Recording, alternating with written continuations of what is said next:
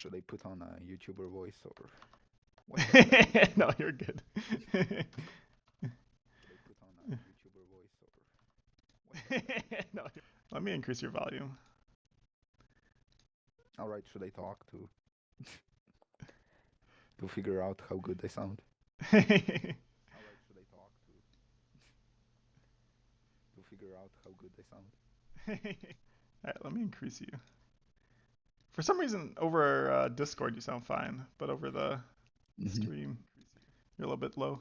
For some reason, over Discord you sound fine. I'll play your stream in the background for a second just to maintain my watch streak. Sounds good. But I'm gonna be muted. Let me do my OBS. Maybe it's my OBS which needs to increase. Audio capture, desktop.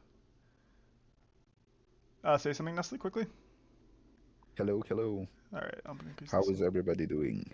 This should be good. Hello. Alright, I'm gonna increase How this. is everybody doing? Perfect, perfect.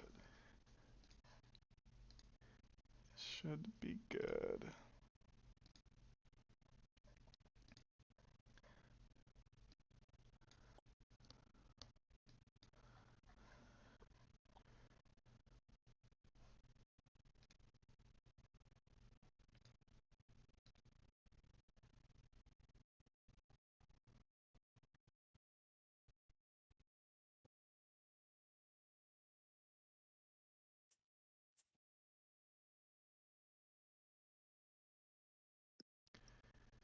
Alright,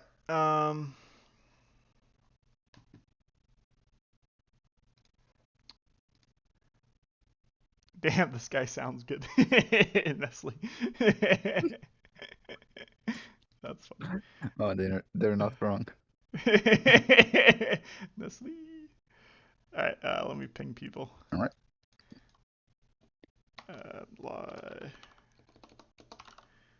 Live stream videos. Is it annoying to people when I ping this channel, or you think it's fine? I'm debating. No, I think it's good. I think when you don't, If people don't know about it.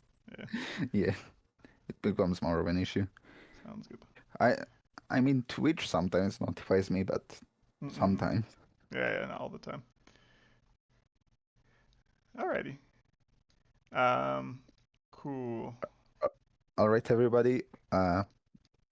Put in cloaks in the 45-minute queue, so So I can play Thursdays have Cloaks enough versus 10 time. Forks.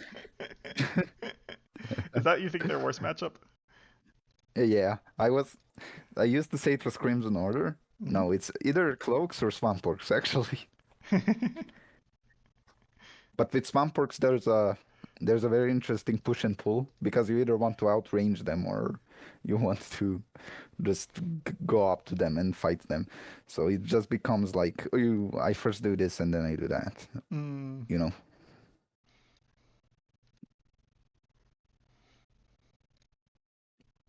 I had a really cool game in it where I was just ramming at my opponent with all of my like charges and smashes and everything, and then they killed everything I had. So I just summoned Target and retreated two Afterwards. spaces back with everything, and still killed like two things that turn. I'm pretty proud of that play. Target afterwards. Actually, let me put in one IV game, one TO game. Let me do this again. Because I forget which one's. Did you put in one as a fair match and the other as play anyone? anyone or? Yeah, but I Right. think it's not useful if I play a new player. Though play anyone might be good if someone. Maybe I just do play anyone and then. Because I'm 1200, so potentially I can't play anyone who's above 350, so maybe I do play everyone. I'll do one of each. And then if the player seems too new, I'll just concede. That's what I'm thinking about doing. You're more honorable than me. You just crushed them. I try to play faster, but like then I see a play that can be cool if I look at it for a bit longer, and then I'm like, oh, too bad. Which one? Which Ivy. Do you think which turns take longer for you, Ivy or TO in general? Oh, Ivy for sure. Mm, probably less comfort and also more possibilities. Yes. I mean, I think that's the main thing. I I'm just guess. showing off my streak in the chat. Ignore that. Oh, nice, 15. Nice, nice, nice. Mhm. Can you share the stream on Discord so Oh I'm yeah, of I course. have a bit less latency at least? Yep, yep.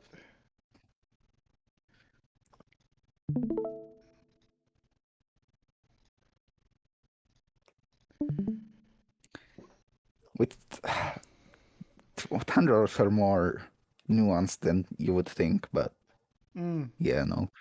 Ivy are as nuanced as you think. So So I guess what is the just going over general tips? What is the biggest mistake you see most players do with Tundra Orcs versus how you think they're optimally played? uh good question actually. I don't watch many other people play Thunderworks, funnily enough, nor do I fight them much, mm, which just seems weird. I thought they would be more popular than they are, but mm. I've fought them like so little times. Uh, but yeah, I think like the main thing to keep in mind, first of all, Thunderworks are very adaptable. You shouldn't play every matchup the same. Uh,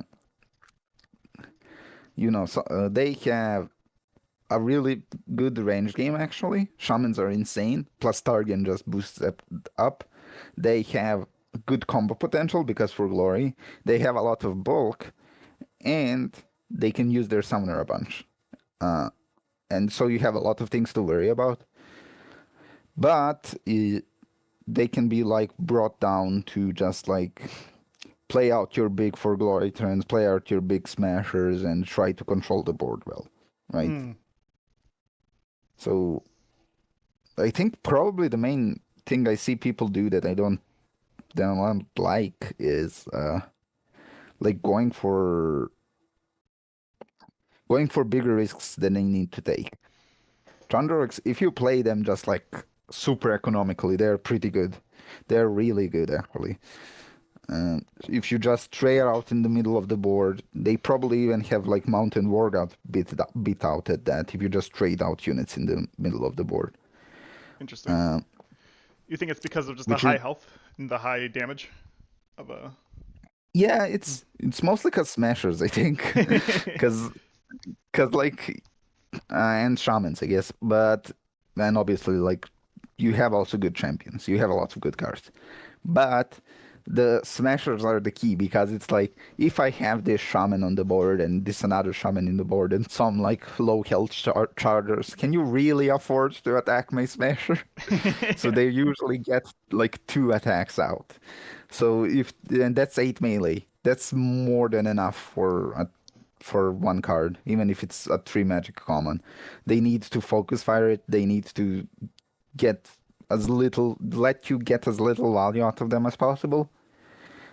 Which is also why it's awful to lose them to For Glory, by the way. That's like mm, the main reason, the main way to lose Econ as Thunderworks is to have a lot of Smashers die due to for For glory. Glory. Which, yeah, I think they are the key, keeping your basically your high hitting units safe while throwing out your smashers, your not smashers, your shamans and chargers and fighters, just like as meat shields that just you know let your higher hitting units get as much value as possible. With Thunderorks, I think the main thing is just to optimize how much damage you're doing each turn, Mm, uh, how many units you're killing, and obviously that's like a thing with every single deck. But I think it's about more a bit more straightforward with Thunderorks because it's just like, oh, I'm going to to kill this 5 health unit with 2 attacks and kill this unit with 1 attack. Obviously, it's the the more hard thing is keeping your units alive afterwards, right? mhm. Oh, You have niche. against niche. I fought them like 3 times yesterday. Nice. Okay, good. Nice. Niche. Um, so do you think you rely less on fighter? So do you think you discard or rely less on fighter RNG than most other Tundra Orc players you've seen, or do you think it's about the same?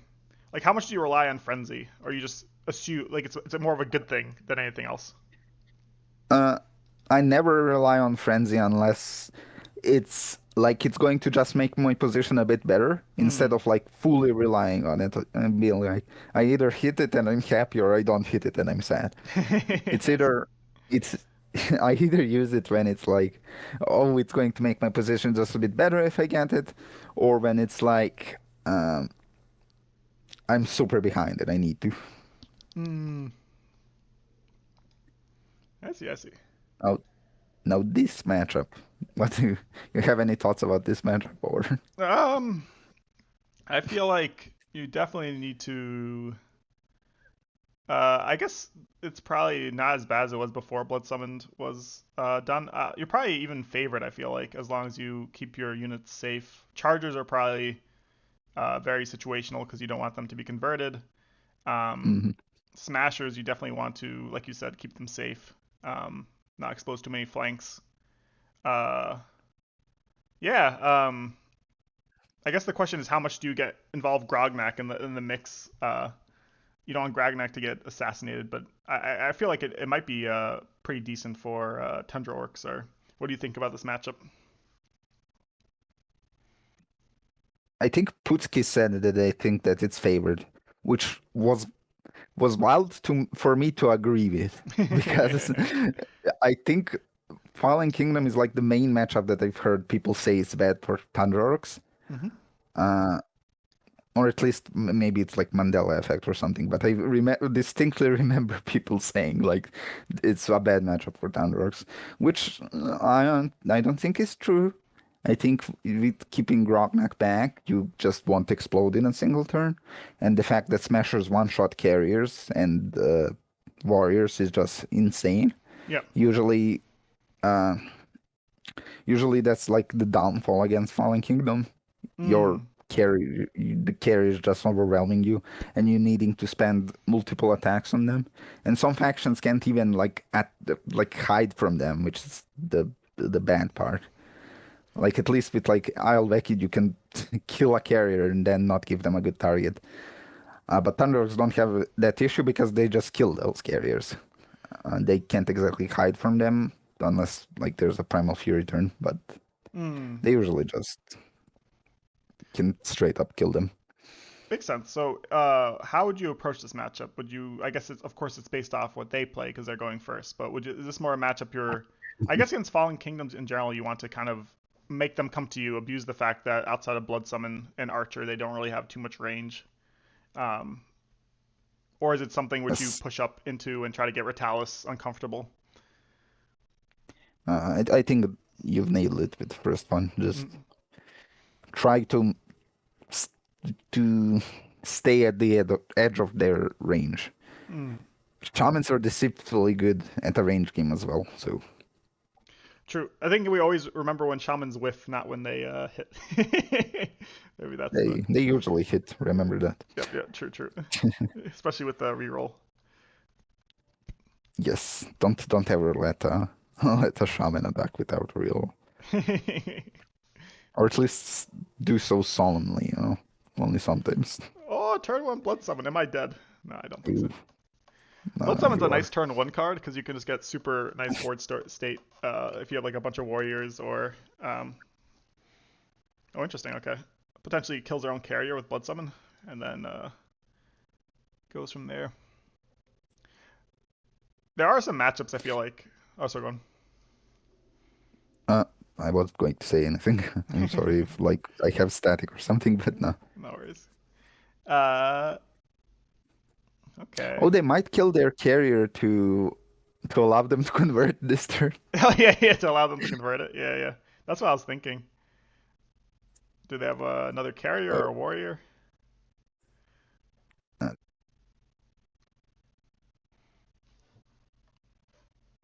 I always that's remember. it. That's our going. I That's always. it. They don't. Oh, They I don't see. have anything else. I see. Yeah, so they can't get the carrier in front.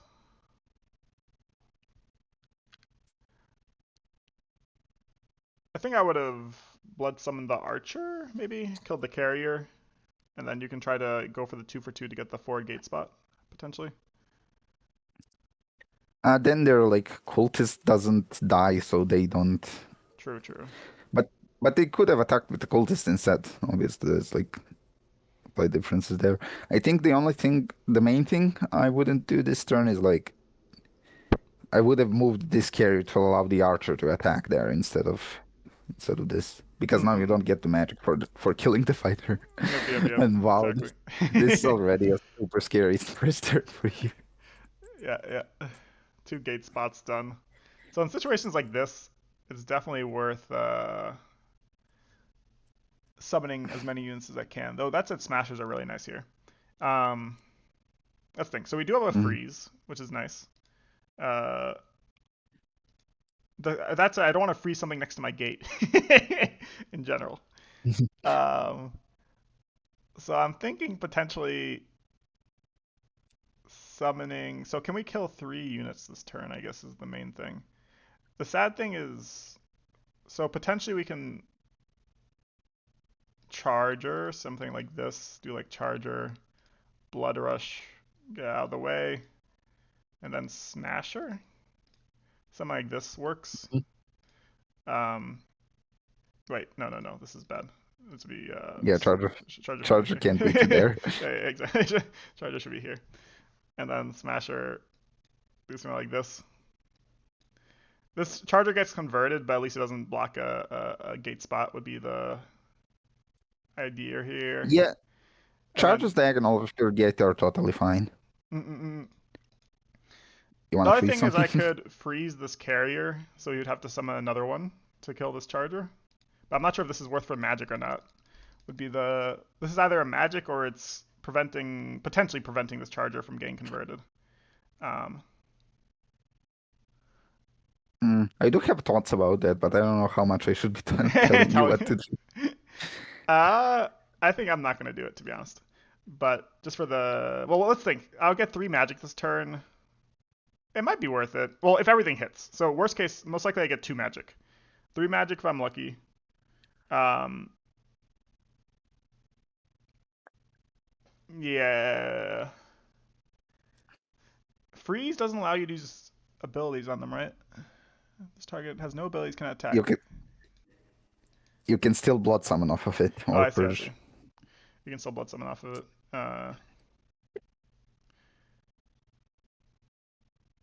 So one blood summon has been used, so I'm a little less hesitant. And also they discard their entire hand last turn. Um, I kind of I think actually, they played their entire hand. yeah, they did play their entire hand, so it's a chance. Uh,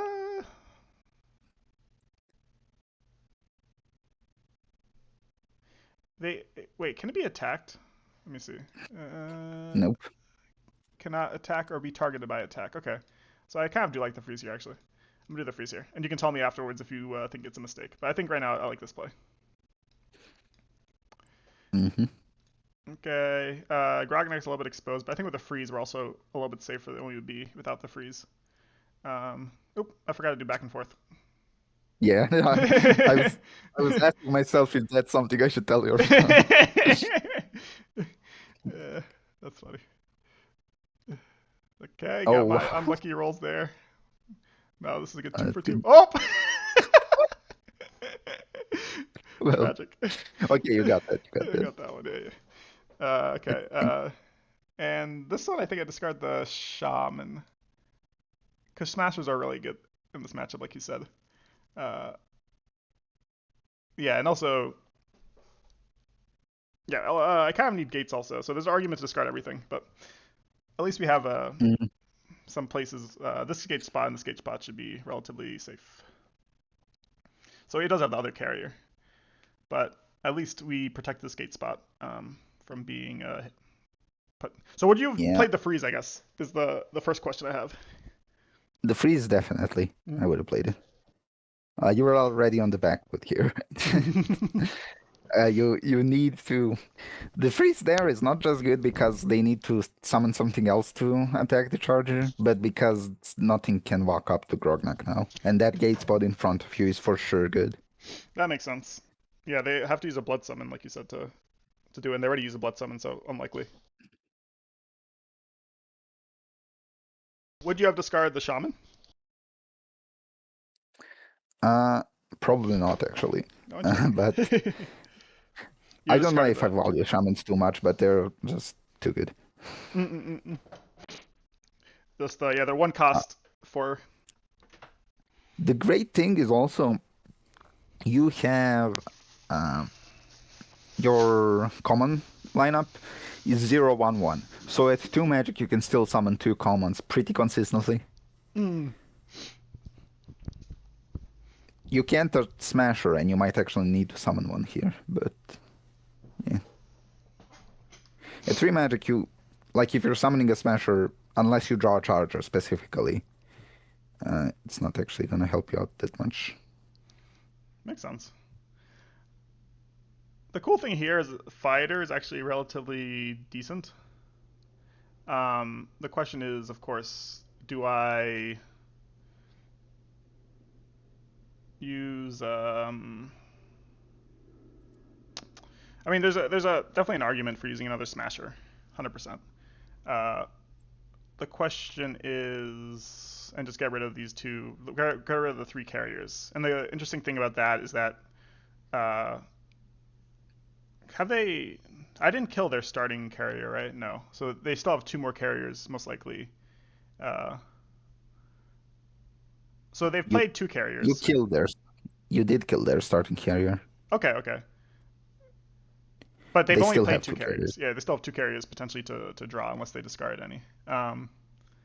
Yeah, The question is, do I go for this fighter here, um, or do I just clear out this carriers? And I think I'm more inclined to actually clear out the carriers just so that the smasher is less likely. I mean, the smasher should move over here regardless.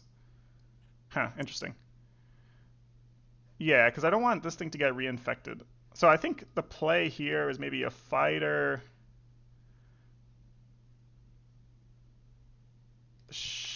I don't have shaman. enough for another Smasher, unfortunately. Yeah, I could double smasher, which is interesting. Um,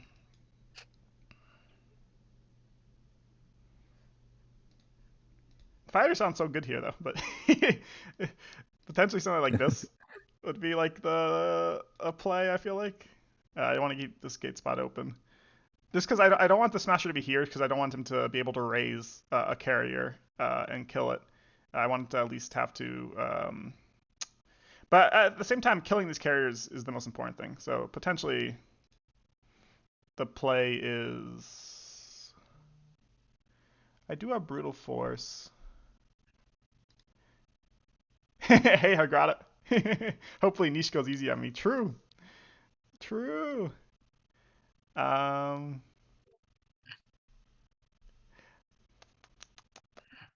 Maybe they're stream sniping.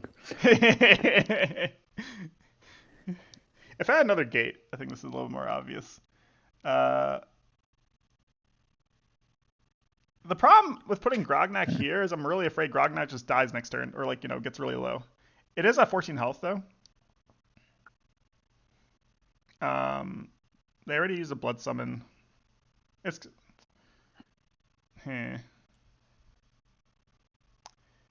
I need to think. How much do I prioritize keeping Grognak safe versus keeping the Smasher alive?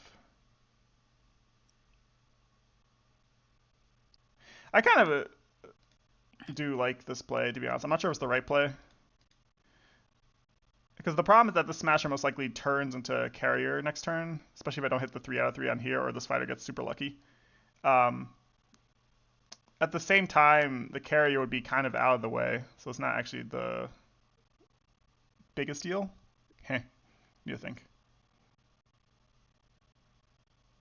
Yeah, I'm gonna go for this.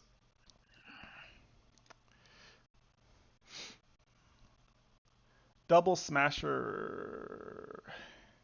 All right, now I'm gonna go double Smasher. Nestle's like, what is, this is not the. What are you doing, Shiraz? All right, clear out the zombie infection will be my go-to play this time. Something like this. All right. Right.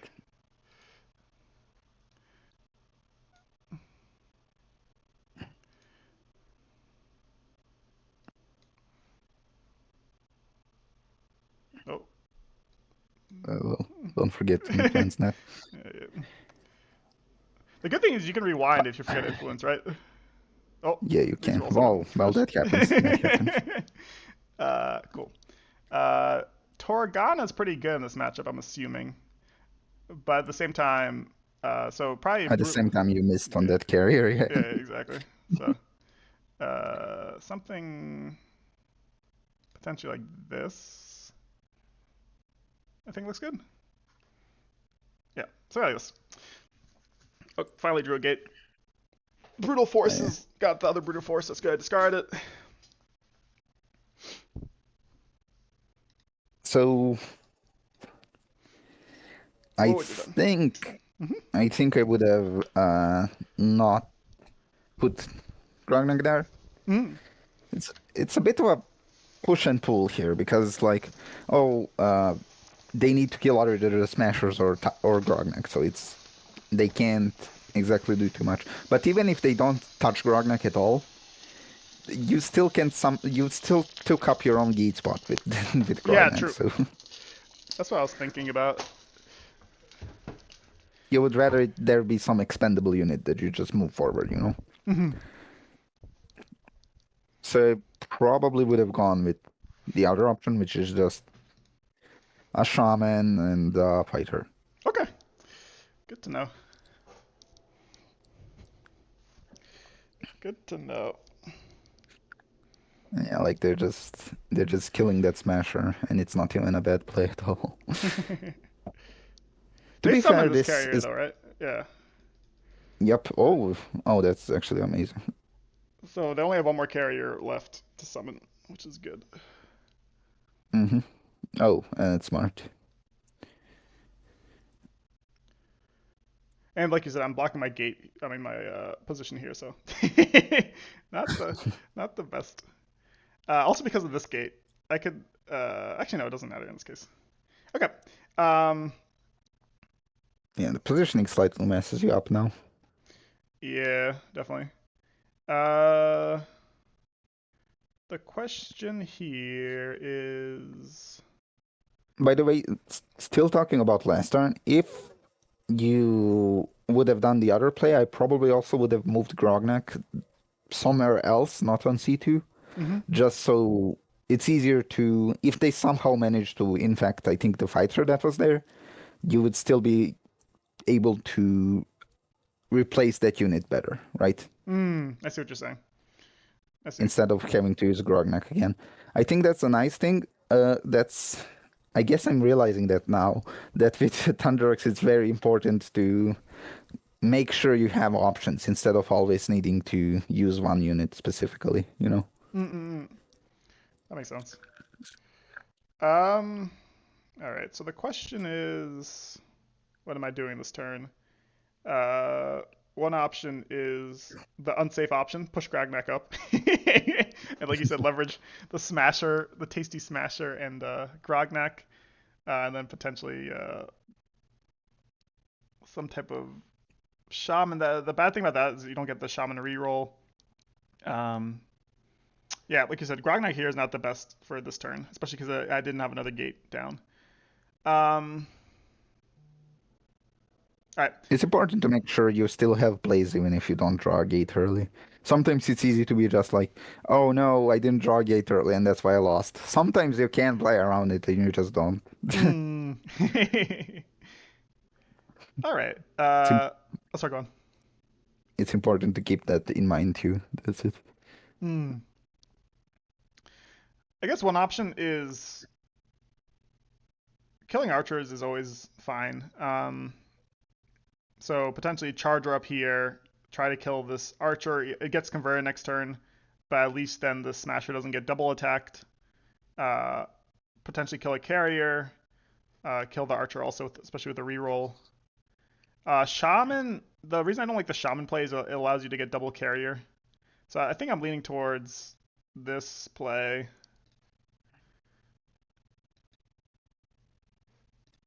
Something like this. Grognak back. And then I'm thinking potentially a gate here. Another gate spot would be like over here. Um, but this allows me to at least influence this line a little bit more. It's a little bit squished. Um, but yeah, I think I'm leaning towards this play. He doesn't get another. The question is it worth killing? Basically, I'm basically killing an archer and getting another carrier back. Um, because the other option would be Smasher. The other thing is I potentially get this gate spot back. He can still double go there. Huh. Need to think. The other option is basically the Shaman here, and then pray for a 3-on-3 on the other. But then most likely the Smasher gets converted anyways. Yeah, the Smasher is more safe, so at least he gets 2 attacks off. I think is the advantage of this play. Yep, I like this play the best. Oh.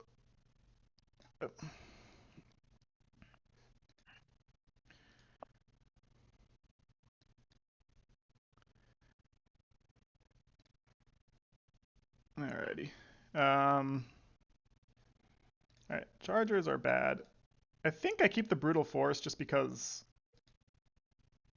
I mean, there's an argument to discard it, but you can always do cool plays with Brutal Force. uh, maybe in this matchup it's not worth it.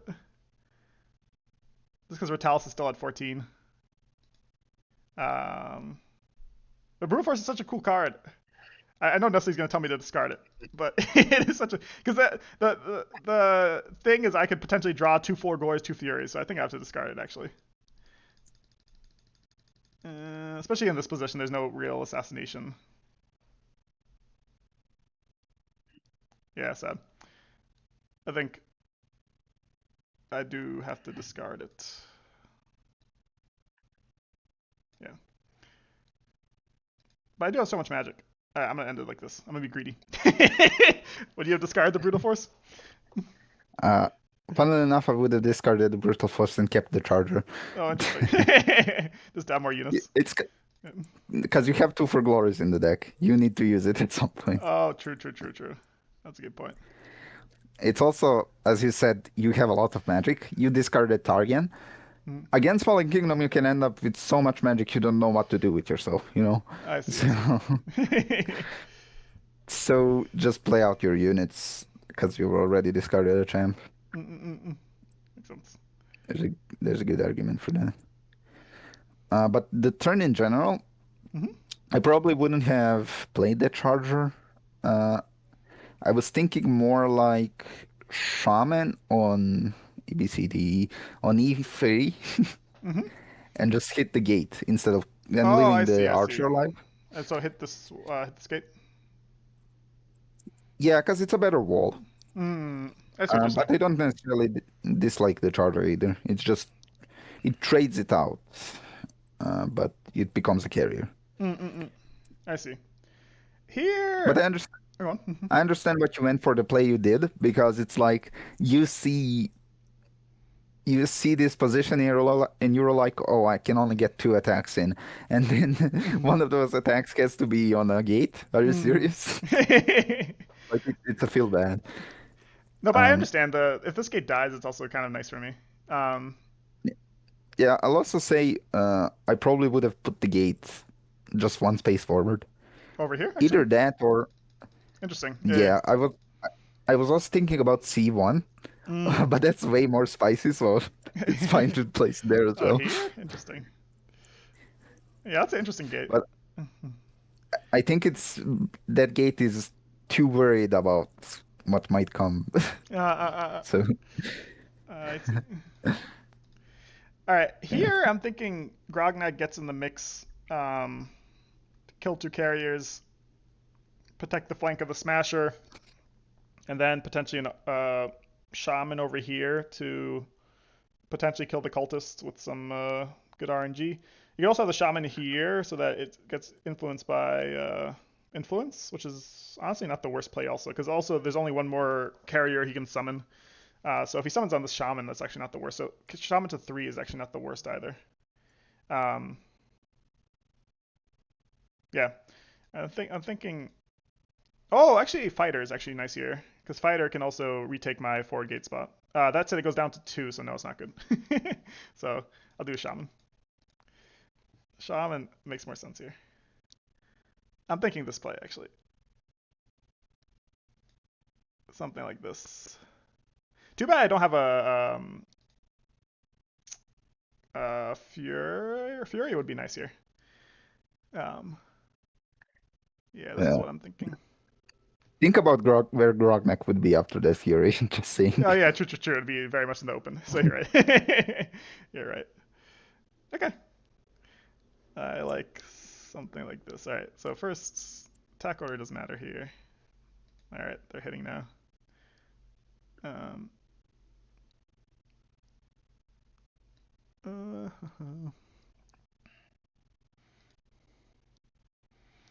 Alrighty, do we get this? We do.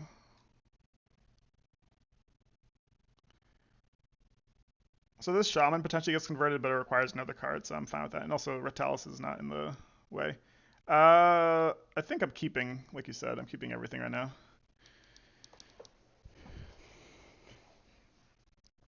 Uh, I'll just be nitpicky and say that attack order does matter. You attack with the Smasher first. Mm, Um, just in case it Technically with misses. Grognak first, because you can't reroll Oh, that. true, true, true. Yeah, But but yeah, if the Smasher misses, the reroll is better used because there's a higher chance you'll hit with the reroll. makes sense. Yeah. Hmm. Would you have changed anything in terms of the turn? I would have summoned the fighter instead of a shaman just because I don't trust shamans. It's a hit. And that shaman gets converted anyways. And if I got a frenzy with the fighter, I wouldn't have gone in front of the gate spot. I would have gone one back. Oh, that makes sense. So it doesn't get converted. Okay, that makes a lot of sense. Yeah, yeah. Yeah. That makes a lot of sense. Like yeah, for how much you were like dunking on your Thunder Orcs, this is pretty decent. Thank you, thank you. Yeah. You do wish you had a Smasher here too. Yep, yep, yep. Smash Ray would be nice. Okay. I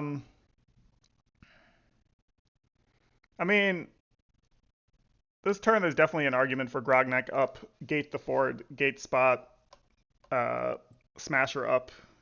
That said, the Smasher gets converted because it's next to Retalis. Um,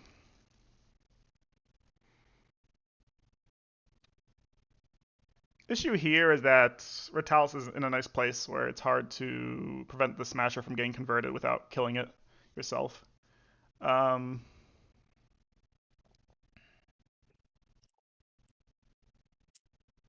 I don't actually mind 2 carries here, just because it's really out of the way. That said, I can see why you say you don't really discard in this matchup too much. It's definitely a game which I'll have lots of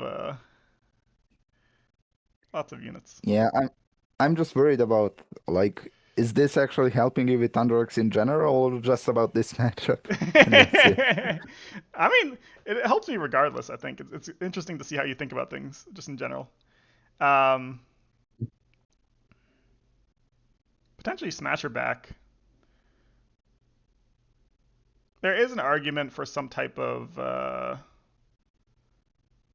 keep the Smasher where it is actually, and then do some type of fighter shaman play on the side. So something like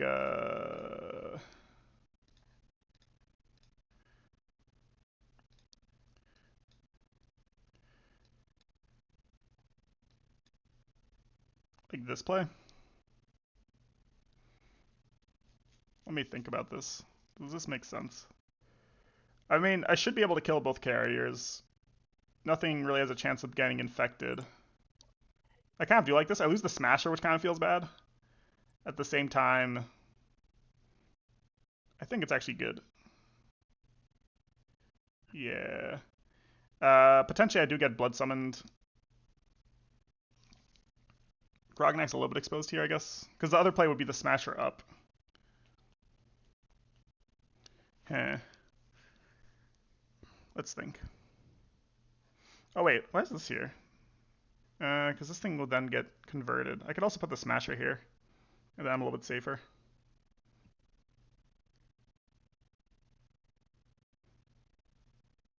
Brutal Force would be nice here, because I could just kill this thing and retreat Grognak. Get out of there. You mean Or Channel for glory, Fury? sorry. You named two events, and neither of them are the one. um,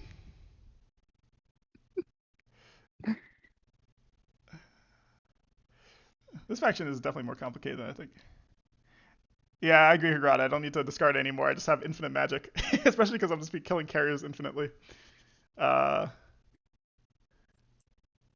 hmm. Have I told you, like, one of the games that you watched of me play, I killed 15 carriers, I think, That's against hilarious. Massimo. I summoned all of my smashers, all of my champions. And I still ended up with like 5 magic in hand. So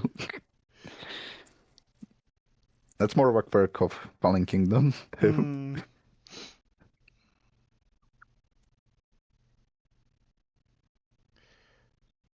Um,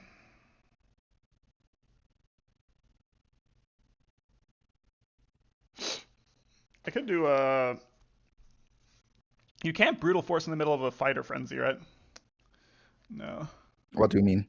I can't like see if the fighter hits frenzy and then play brutal force before the next attack, right? It has to be before the initial attack. And you first play it and then you see. I see. I see. It won't be gambling if it wasn't like that. So I think Grognak here is too risky. I'm just too afraid of. He already used one blood summon, but there's already a warrior here. It's too risky to go for that. The problem with putting Smasher here is he can just redo it. All right, let's rewind a little bit.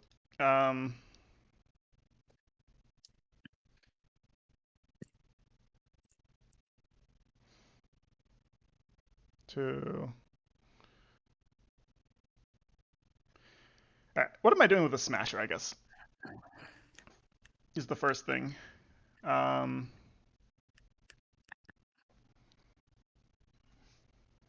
Also, I should go a little bit quicker. good idea. Alright, I think I'm leaning towards.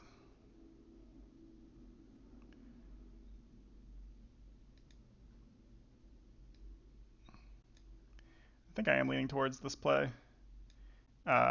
And then instead of Grognak in front, it's probably just the Smasher.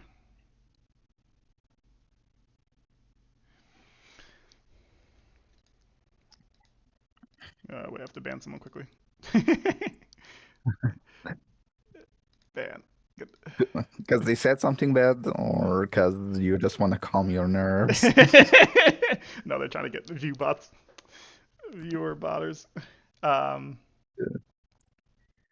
Who knows? Maybe you were like just like, oh, I can't think. Let me ban somebody. True. True. Uh, Actually, I think this is fine. Grognak probably takes two, but I think it's fine.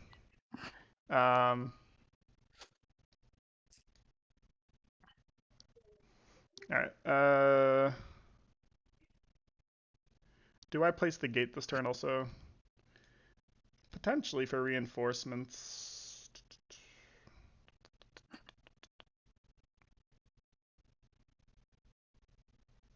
It's crazy that 14 health can be uh, killed so easily.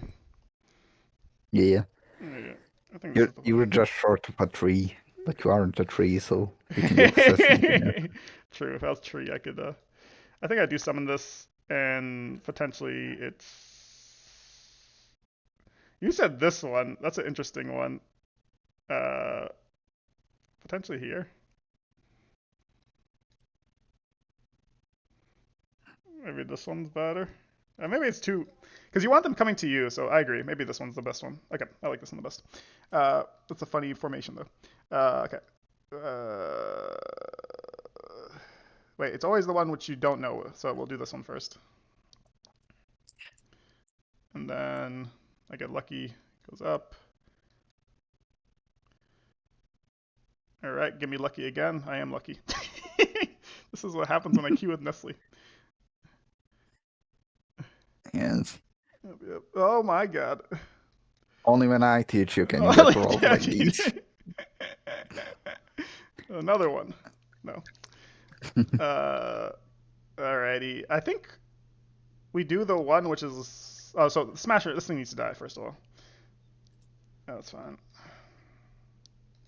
Only when Nestle teaches does this work. Oh, see? Perfect dice. Amazing. Amazing. Alrighty. So technically, the right attack order there was to attack with the shaman first. No. To To make sure. not before even the fighter attack is what I mean. Because uh, if you leave that carrier on like 2 health after the fighter attack, they can move where the carrier was, which is a better position there where they are right now. I see. But first, before that, you attack with the smasher. Mm, Because that's again the most likely one. That yeah. being said, I mean this play worked out because of the fighter, so I don't know what to say. But The fighters got really lucky. I think I would have gone uh, So what would you have done with the here? first idea, which was move the smasher up Grogna cap and just summon a fighter to attack that carrier. Okay, interesting. And then I would have been a gambling man probably, because Mm, that brutal force is not getting much value. I would have played it just to move the carrier to the side, and even if you don't get a frenzy, that's a worse positioning for the opponent to have the carrier to the in front of your gate, not to the left, I see. because they can't double attack the fighter now. But I see. Go if ahead. you do get a frenzy, then you just kill it because of Mm, that brutal force. So it would have killed 3 units with a bit less luck. that makes sense. Okay, I like that. That's a cool. But Grognak takes a lot of damage. But I think here Grognak takes a lot of damage too. Yeah, I mean it matters what their hand is. If they have purge, then potentially Grognak takes a lot. I mean Grognak should not die, but potentially Grognak takes a lot of. I mean, with the perfect hand, would Grognak die? They would need Blood purge. Summon, have 2 warriors, and then a Purge. Purge, yeah. You could die easily. Mm-mm-mm. But that's not newsflash. That isn't something That's that likely. you don't. Yeah, you get to experience that against the Fallen Kingdom from time to time, and you just need to accept it. Just the way of things. Which is why the my play wasn't good either, because they could have double Hellforged weapon and Purge and just kill you. But you need to accept that sometimes they've been discarding a lot, so it's less likely they'll have something like that. Mm, true. Unless they're Massimo. Massimo loves doing the perfect hand gamble. Just always tries to go for the like they always have the perfect last 5 cards. That's when I face Massimo, what I always feel like. Mhm. Um, Also note, mhm. they played their last carrier. Mm-mm-mm. Cool. So all the carriers basically after these two are from Retalis. Indeed. Okay. Hmm? Cool. This turn I think is a little bit easier. We definitely need Yeah, I someone on think I the know what flank. I would do already. We don't need a smasher for this play, but I think we summon a shaman here. Uh,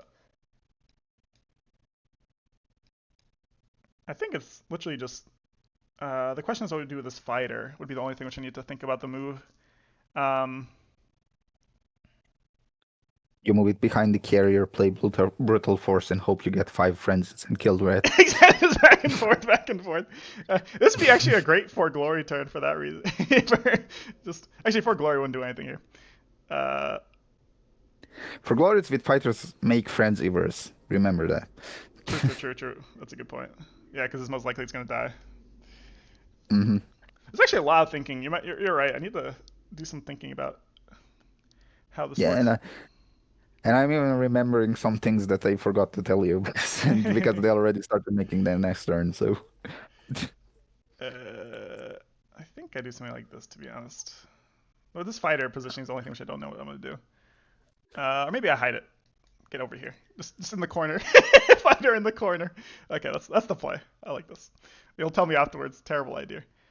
Gate. I don't think we need a gate right now, to be honest. I think we just we have a lot of summoning positions already. Okay, and so the attack order here is definitely Grognak first. Get it. Then you. Do I go for this? This is an interesting choice, actually. Do I influence this? I don't think I do. Do I? I guess Uh, I'll call this the most interesting decision that Thunderox can make once. Do you reroll 1 damage with the Shaman? I don't think I do, just because the other one has a chance. Yeah, this one's an interesting one. Definitely. This one has to be influenced. Oh, tragic. That happens. Happens. Uh, this Brutal Force has literally done nothing. I'll say that. Like you pointed out. Gate. I'm not sure. I mean, gates are always useful, but I do like other cards also. I think it's fine. We keep it. Just in case Grognak gets completely destroyed next turn and I need to hide him somewhere. A good argument to play the gate out that turn just to get your hand flowing. That's probably Mm, what you would have done. But the question is where, you know? yeah. I already have nice. I mean, the only place I could think about would be like A3 or something. Yeah, probably that one. But it's not even good. Yeah. Uh, yeah, what? What are Yeah, I you think gonna I do? would have Mm-hmm. started playing safe with Grognak. Summon the shaman on ABCD, the right row second. Uh, Summon the smasher to take Grognak's. No, on the right. On the right. Here, I see. I see. So Mhm. yeah, but not moved it. Just summon Here. it in front of the gate and let it stay there.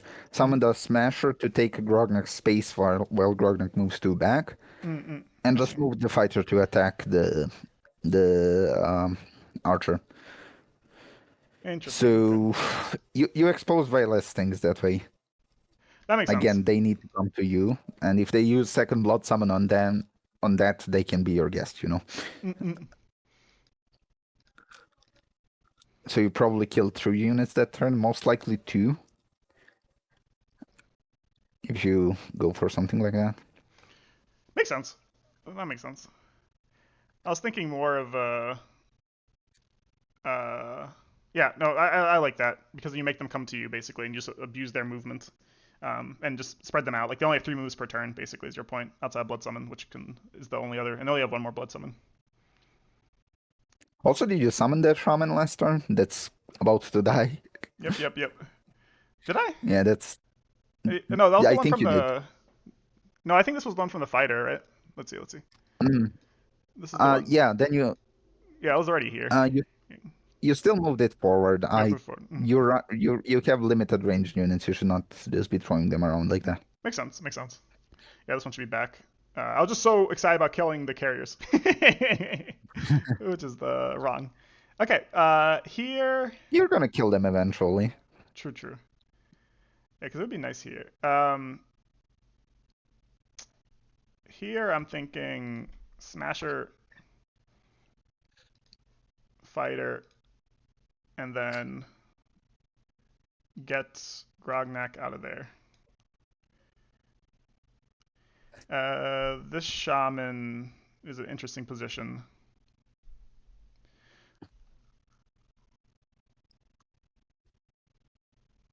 Ideally, I'd move it forward to get it on the dice, but then it makes it easy if it whiffs for them to get a double attack there.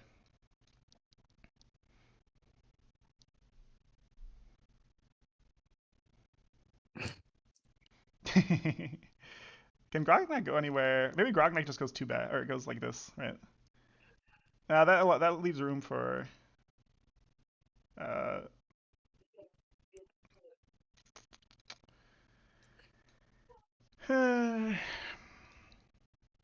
cards do I have left?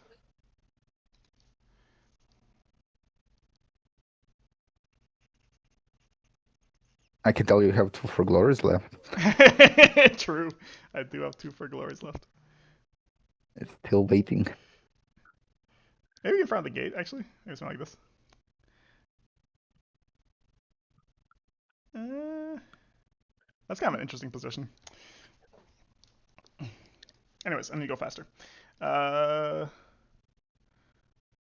I can also block this lane with a gate, which is interesting. Wait, is it something just like BM.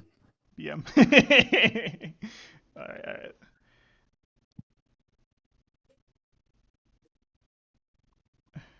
BM. I'm tempted to stack this gate just on this gate, to be honest. That'd be a fun one. Just so I don't get blood summon next turn. That's actually a fun one. I'm gonna do that. That sounds fun. I don't think it's good, but it does. It does protect Grognak from instantly dying next turn. And allows my shaman to also stay here. So I'll keep it. And I don't have enough time. It sounds fun. Uh, Alright, like you said, Smasher first. It's fine. I'm curious if he'll do the right attack order.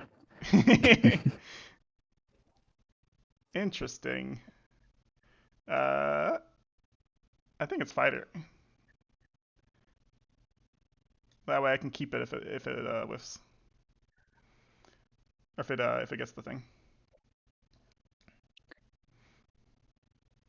Uh, yeah, it's actually shaman first. In Oh, case the fighter gets two frenzies, oh, interesting. you Back and can forth. kill And the archer. Archer afterwards. True. That's a good point. I didn't even think about that. I don't see the. There's your champ. I don't see the point.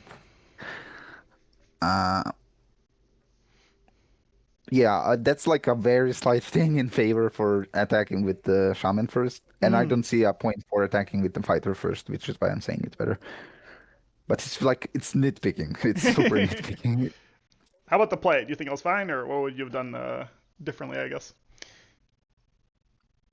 Um, I don't know. The whole play, I was just thinking, well, if I had a shaman to attack that archer, that would be great, instead of needing to move the fighter forward. But I think that was just good. Mm-mm. No, actually, I probably would have moved Grognak behind the 10 health gate and moved the shaman one to the left. I see. A bit easier to kill, but yeah, actually, because they can summon something off of rat. Maybe it's better to go like that then. Um, yeah, I was just thinking like. Uh, Grognak is more protected there. Mm. Because even from here, they could do something insane. Yeah, agreed. And the Grognak definitely get low. That's it. The good thing is that we will not have any converts outside of his own units this turn, which is nice. Yes. Yep, yep. It's also like if they convert that shaman, that's a free magic for you. True, that's a good point. Yeah, It's yeah. not the carrier is not in a good spot at all. But you don't have anything to spend that magic on. You're running out. Yeah, I already can summon everything in my deck, I'm pretty sure. Yeah, exactly. Look at my last. Yeah, I Yeah, agree. I regret discarding the charger, even though that's also 0. But like you said, I have brutal yeah. Your forces. four dwarves are so late. Oh my goodness. It's also because you have both Primal Furies still left. Mm, You should keep Grognak a bit safer, makes just sense. to once you actually draw them, you can be a bit more reckless. Just a tiny bit though, not Mm. not too much. I like that they can't hit anything with this summon too, Mm, mm. and with the shaman to the left, that actually isn't the case too.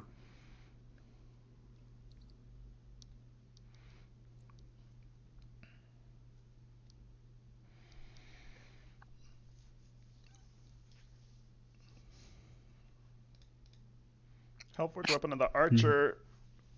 Okay, Mm. interesting. Try to kill the fighter so that they can get more damage on. At least it kills them, right? Yeah, they will kill the What's the circle. two specials? Yeah. Yeah, at 3. So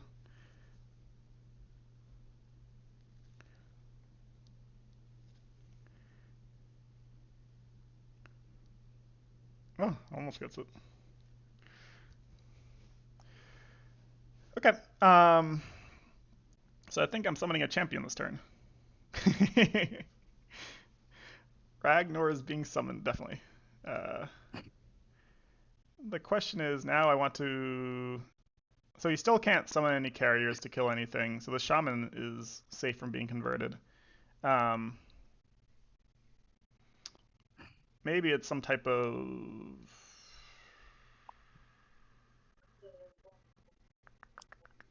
So he has 6, so he can have a champion next turn.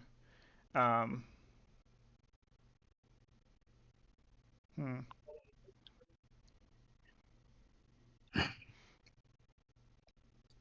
Is there even an argument for summoning a champion this turn? I think Ragnar doesn't even need to be summoned this turn, to be honest. Potentially just try to.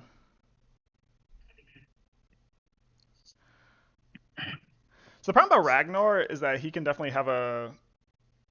Do I care about Ragnar dying? Is I guess the question. Also, this gate is not in the best place. It's never gonna be in a good place, let's be Yeah, real. true. Um, I don't need to clear their board. Let's say it that way. So I think right now I just go like this. Shaman here, but then it gets, like you said, it's a free magic. At the same time, it does get converted. I think I just do something like this, to be honest. I'm happy with this. I also don't have the time to really think about this. Yeah, Smasher stays here because he can't convert it. Influence. Oh, actually, Nope. this was not the best play because he can change it. Oh, tragic. Okay. Mm. And then I keep everything, yeah. So that was not a good play because the odds are still not good that I kill this thing, right? The good thing is the Warrior's at 2, not 1. 75% chance. Huh? It's good. It's good odds. 75% chance is good enough odds. Oh, that the I Warrior would dies. have Mm. I would have just hoped for that kill as well. Mm-mm-mm. Um, they can infect the shaman, in fact. Huh? Yeah, they're going to go for the Smasher, though. So this is a little bit risky Yeah, because they have to hit the 2 for 2 on the Warrior. yeah, let's see how this goes. Yep, yep.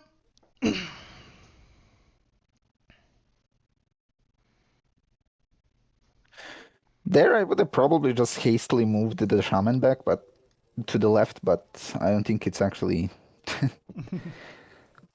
like it's this. The play you went for is more. Oh, they aren't gonna even infect it. Mm, Um, the play you went for is actually more like with resilient. I see. By the way, if they attack their warrior now, yeah, it was correct to attack the warrior first, just to infect that carrier. Agreed. They're missing a carrier now. Yep, yep, yep. Agreed, agreed. I mean, yeah, Um, if it whiffed, it'd be sad, but I mean, it wouldn't matter because they still kill the thing either way. So I think, yeah, like you said, going for the attack first, even if you whiff, you still get the carry.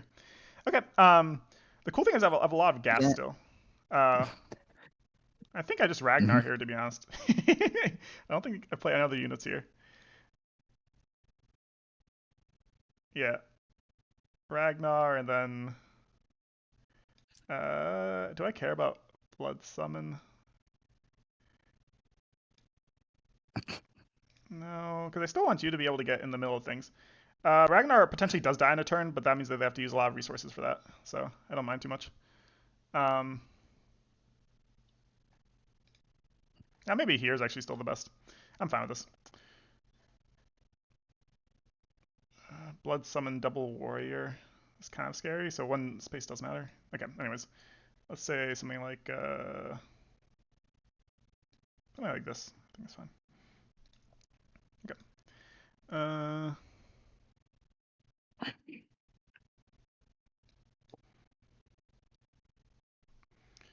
this would be nice if uh oh my god, at least I get the 2 Ah, boost. man, That's that's tragic. awful. Oh. They're making up for the good rolls that that that the fighter got once. Yep, yep, yep.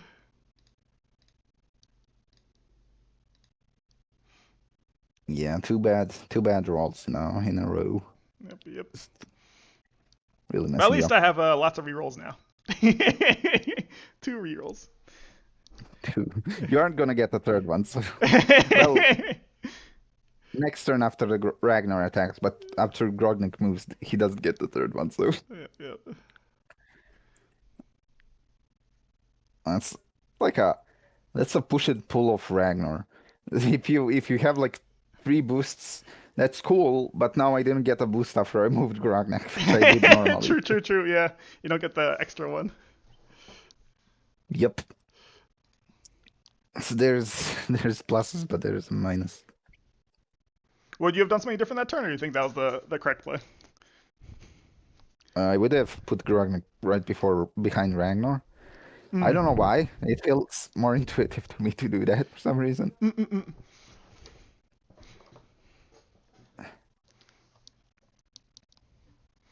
It's like I don't know how useful that is to tell you. I would have put Grognak there. I don't know why I would have.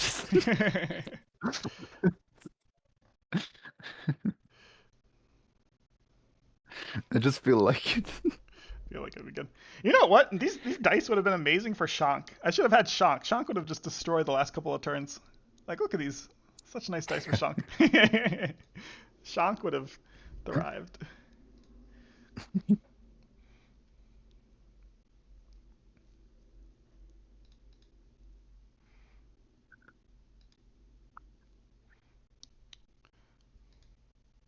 Damn.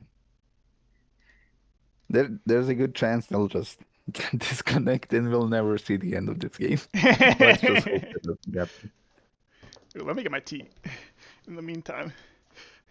So Yeah, while we're waiting for this turn, what factions are you gonna bring? Let me guess. It's gonna be Tundra Orcs, IV definitely, and then Sky Spear Avians, and then the last one will be. Hmm. that one's the hardest to guess. Yep, yep. A Forged again. I'm gonna assume you're gonna try to revenge yourself for the Forged against Davud. Nah, the last one is Vanguards. Oh, Vanguard's cool, cool. I love Vanguards. It's like the Turtle Terror and the Turtle Mania, I think it was. Both of those I picked the Divine, I think exclusively because of Vanguards. I just really like them. But I don't like other Divine decks. So it's just weird. Mm, I see.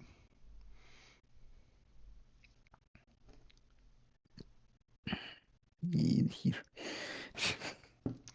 Carriers. Yep, yep. Um, So I'm instantly thinking of a play where it would have been better to have Grognak on C2. So I guess I know what I'm saying, I just don't know why. yeah, subconsciously, you can figure it out. I just want him to keep, yeah, I just want him to be more in the action, I guess. Yep, yep. A brutal force here That would just makes sense to be me. decent. You do The good thing have a is I can move brutal them force, here. you don't have a primal fury. Yep, yep. But they're all here. Look at this. Oh my goodness. Beautiful. So I do think Grognak needs to be in there in case I draw a freeze next turn. The question is, Shank or not Shank? To shonk or not to shonk? To That Shank is or the not? question. Um, Shank seems good.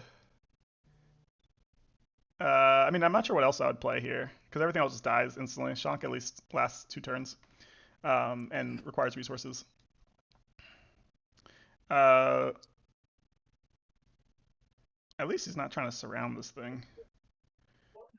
Uh, I will do the play you recommended. So the difference between here and here would be that I can go one up, but there's definitely gonna be a unit here next turn, so that's not a big issue. Um, I could also go here, but I don't think that matters too much.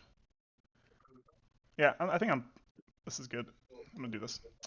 Also, I don't have the time to think too much. So in this case, again, we go for the guarantee. All right, perfect. There's also the fact that Ragnar gives you boost to reroll more with Chunk. Oh, that's a good point. Yeah.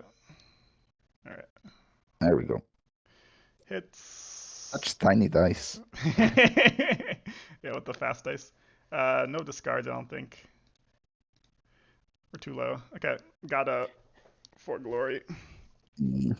That's a plus of playing Chunk there. Your comments are just better once you draw for glory. True, true. The issue is there is going to be another carrier infection, most likely. So there, uh, those for glories are past their prime. Hmm. True. So honestly, I probably would have just summoned a fighter last turn instead of Shonk.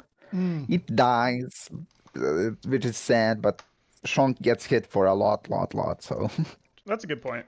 That's a good point. So the idea would be the fighter here, and then potentially it even gets more dice and more things. And also you can't, yeah. yeah, Mm, unless Ragnar really messes up, that fighter is probably moving forward.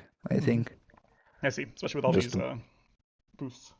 yeah, to block off that gate and to be a nuisance because it's a carrier there is worse than a carrier in front of your gate. You know? Mm-mm-mm. Wow. If there's a purge, The purge would be 6 damage, and then Shank doesn't potentially doesn't die, but would take a lot of damage. I'm curious what champion he's keeping hold of. The good thing is we do have maybe the none. Brutal Force Fury at that time. Uh, I'm starting to think of the Fallen Kingdom turn here. Honestly, it can Shonk die this turn? 6 damage. Yeah, can die yeah. with the archer. Shonk might Right? die this turn. It's a lot of resources though, which is sad, but It's not. It's not as much as you'd like it to be. true, true, true. That's why I would have probably summoned a fighter. Mm-mm-mm.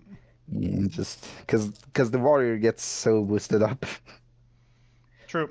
I mean, the good news is he doesn't have a pyre. I'll say that. Pyre would be deadly here.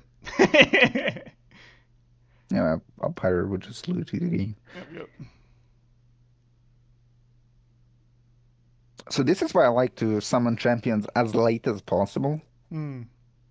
You really want them to be in a good position, and damaging Ragnar is it's juicy. I think that's actually good because it buffs up the warrior by one. Yep, yep. Agreed.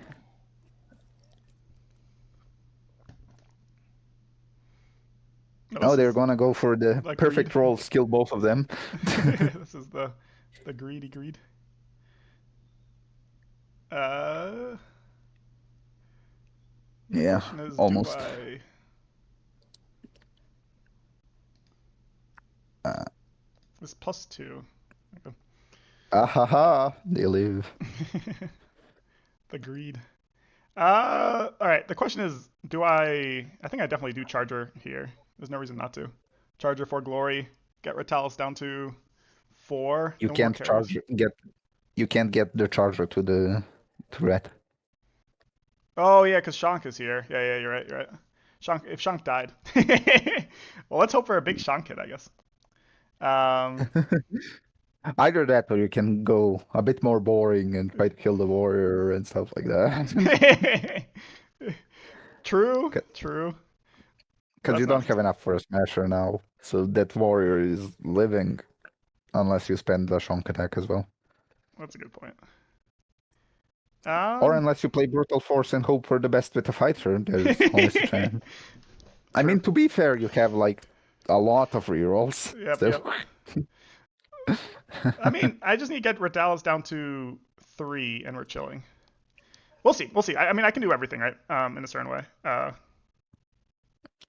optimally, you get him down to 2, Yeah, so two, he two. can't Sorry. summon 2 units anymore. Yeah, yeah. Sorry, sorry. That's what I meant. I meant 3 damage.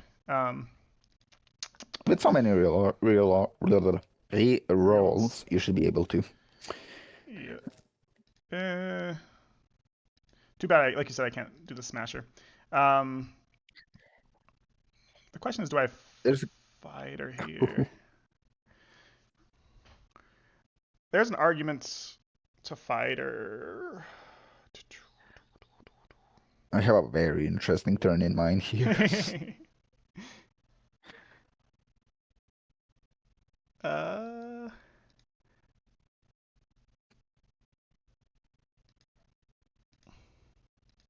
so I think Shank does have to go in front of here. That way, this warrior doesn't get infected again. It Hmm. prevents Shank from getting infected. It also prevents the warrior from being infected. The question is this a charger or is this... The thing is, like you said, chargers with For Glory are just really good. Um, I like this better. And also the charger dies most likely the turn afterwards. I do want to get Yeah. Grognak in the middle of things here. So I do think I go something like this. Though it does block the gate spot. You have a gate right next to you. Yeah, true, true. I think this is fine. Uh, and also I can potentially go back and forth with the fighter. All right, let's see. So first one is always Grognak, like you said. Get me more boost. Ragnar, yeah. Gragnar. I No. think it's. I'm not. No, no, no. Don't be greedy. Don't be greedy. You don't reroll that. You spend one reroll, you're basically hoping for two specials then, True, true, true. just to make up for that. Uh, Um, this one's an interesting attack. I I think I know the correct I order. think it's Shank, to be honest. I could be wrong, but I think it's Shank. You One, might this just win. influence. Yeah, exactly. This is three. We go with three. Yeah, with three, we definitely do it. And then we also have the rerolls for the fighter, which is nice. Oh, that's probably the worst possible. Wait, no, this is fine. Um, we move on because we need the reroll on the. Give me the special influence. Do we do one more? I mean, might as well. Tragic. You do that one because Grognak at one boost and at zero boost is not actually that much of a difference because at zero you just move and get that one boost anyways. I see, I see. There, I honestly probably would have played Brutal Force and hope they kill the warrior. Oh, that makes sense. Yes, I agree. That's a good idea. I feel like I need to keep Brutal Force though for the champion, which they're gonna summon at some point. You have a for glory for that. True, true, To true. be fair, you're correct. You're correct. Because Primal Fury Brutal Force destroys him. Mm-mm.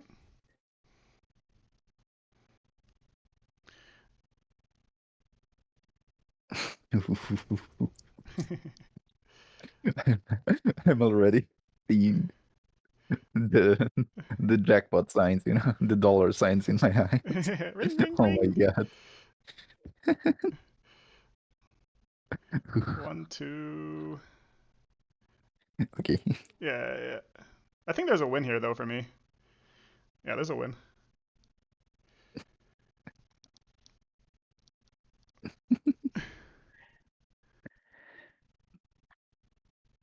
Alrighty. This should be GG's though. The No, the archer goes there potentially.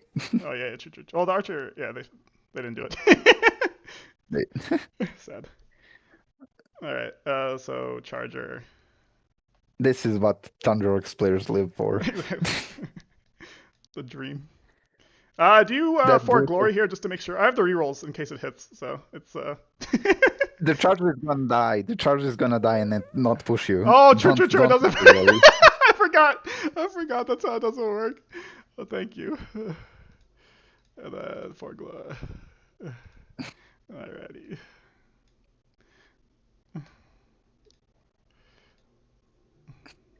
Are you sure you want to damage your summoner, man? Yep. Yep. I've missed this before, so let's see. I missed this on Massimo also, to be honest. GG's. There we go. And you got it. Yep. So what was his last few You, cards? He had Guldas. Yeah. yeah, Purge. that would be great cards. And they heal for 5 health. Yeah, you needed that. Yeah, because he would have been able to summon stuff, and I had no more champions left besides a Smasher Yeah, you probably weren't winning on Econ. afterwards. I Yeah. think that shrunk costed you the Econ win because Yeah, that's a good point. it it just died in a turn. You need to force Fallen Kingdom to use their purges inefficiently. And that was just you were serving it on a silver Platter. platter. Just three areas. Yeah, no purges were used at that point. Yeah, it's a bad play on me. That's a good point. And it's insane how late you got those for glories. I've had I remember one game I had two Primal Furies, both as the last two cards in my deck. But I don't remember a single game where I've had for glories that late. Oh my god. Mm. Yeah, I think I didn't. The Yeah. things I need to work on in this matchup and just in general is keeping your shamans safe. Like you said, play more towards the back with your shamans. No reason to push your shamans here to the sides. And then two, keep Shank safe. To not summon a strong player that can get purged by two cultists. Yes, that's good advice. Yeah, don't get Shank uh, killed in one turn. Yeah, well, you played well overall, I think. Thank you. I need to cue some public games. The usual Tundra Orcs win. Ugh. Brutal Force ended up winning me the game. That's it. I think Charges would have also. Um, yeah, Yeah, interesting game.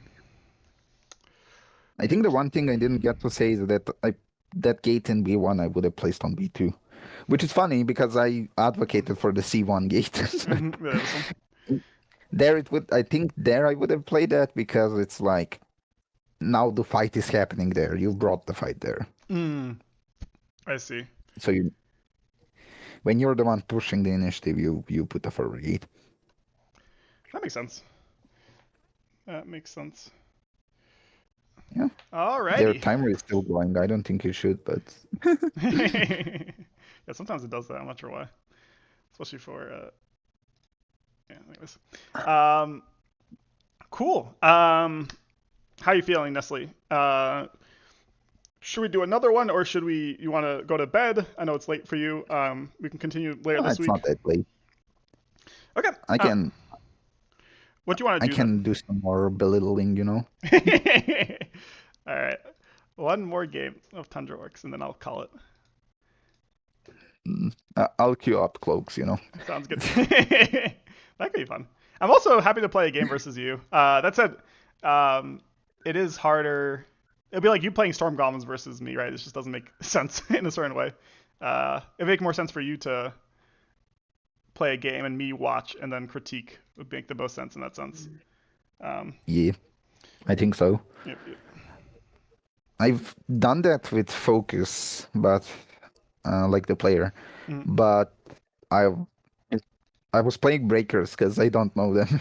You know, it would need to be something I have no clue how to play. That makes sense, yeah. How are you doing, Hagrada? Yeah, Hagrada called it. The usual Tundra Orcs win. That or a long frenzy turn. True. True, true, true. I watched your game versus. I watched last night after the stream your game versus Dead Suns. That was a fun game. I really liked the move. Roko was just all over the map. That was a fun. Roko was just jumping everywhere Oh between. yeah, That was a great game, especially Rocco for. is like yeah. Rocco needs to be everywhere there. They need to be like a single mom, because they're little kids, they're fighters, they're crab knights, just can't kill anything without him. So why the new Vanguards? Do you think they're strong, or what are your thoughts? You just want to play them? You just like their playstyle? What is the thoughts behind Vanguards? No, I liked Vanguards even when they were underpowered. I see. They're Do you think they're just in a fun. good space now? I hope so. I was like constantly thinking I wanna play them. I think the new Jacob is great. Basically, it's like Targan is for Thunder. It's just allowing you to play a ranged game in a deck that usually doesn't do that. Mm, Uh, that and like I've also seen people play Velna a lot more, mm. which I've summoned a total of 0 times. So I wanna yeah, I wanna get to know them, but like the last 2 days I've just been spamming Sky Spiramians instead.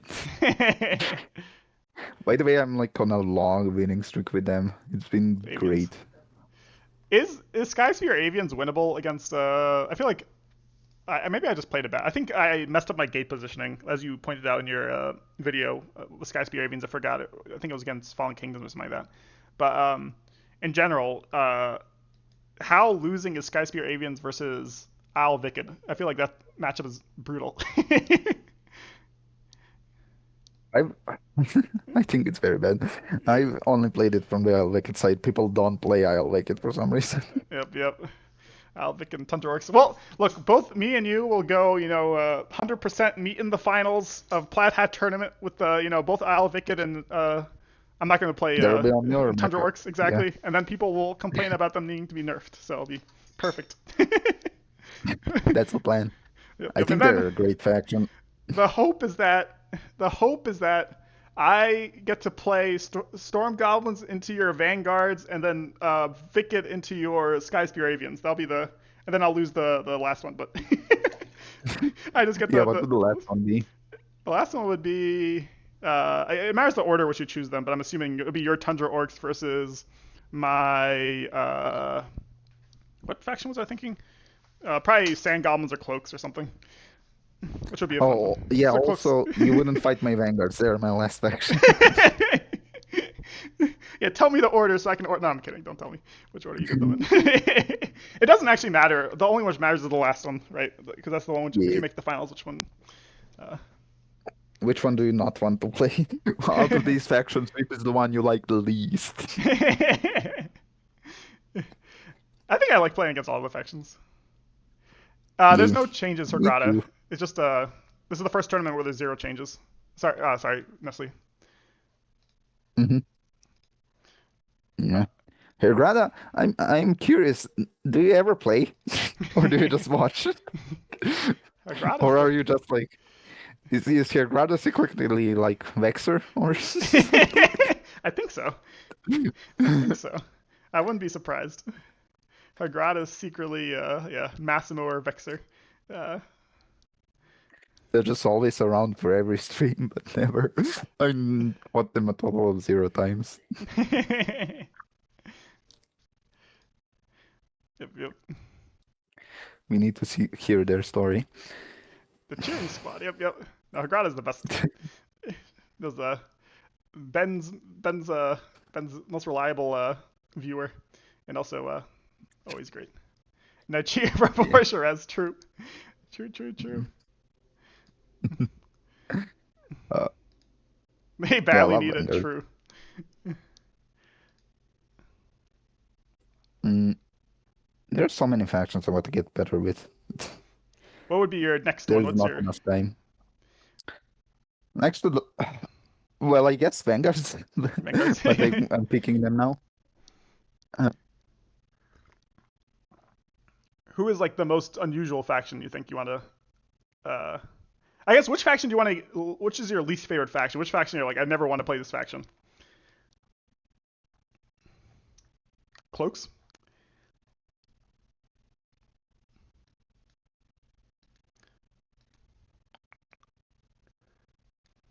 Nestle, can you hear me? Ooh, Nestle seems to have dropped. uh, Oh, sorry. my mic stopped working for a second. Um, I think it just got unplugged for my headphones just for the sake of it. I I don't know how much of my rant you actually heard. Oh no, There's no. no faction I never actually. No, you know what? Weird one, but Obsidian Dwarves. I Obsidian. don't think I ever want to play Obsidian Dwarves. That's funny. I'm like, and it's so funny because of the reputation of Thunder Orcs. Yeah, yeah, yeah, yeah. I think people put them together in terms of like similar people like the same. Like for example, I think Sir Handsome is a great example who first played Tundra Orcs and then played OD. Thunder Orcs are Thunder Orcs have a mechanic that they're slightly more less reliable than normal with the shamans and the Yep. frenzies and the shonk. But they make up for it by rerolling.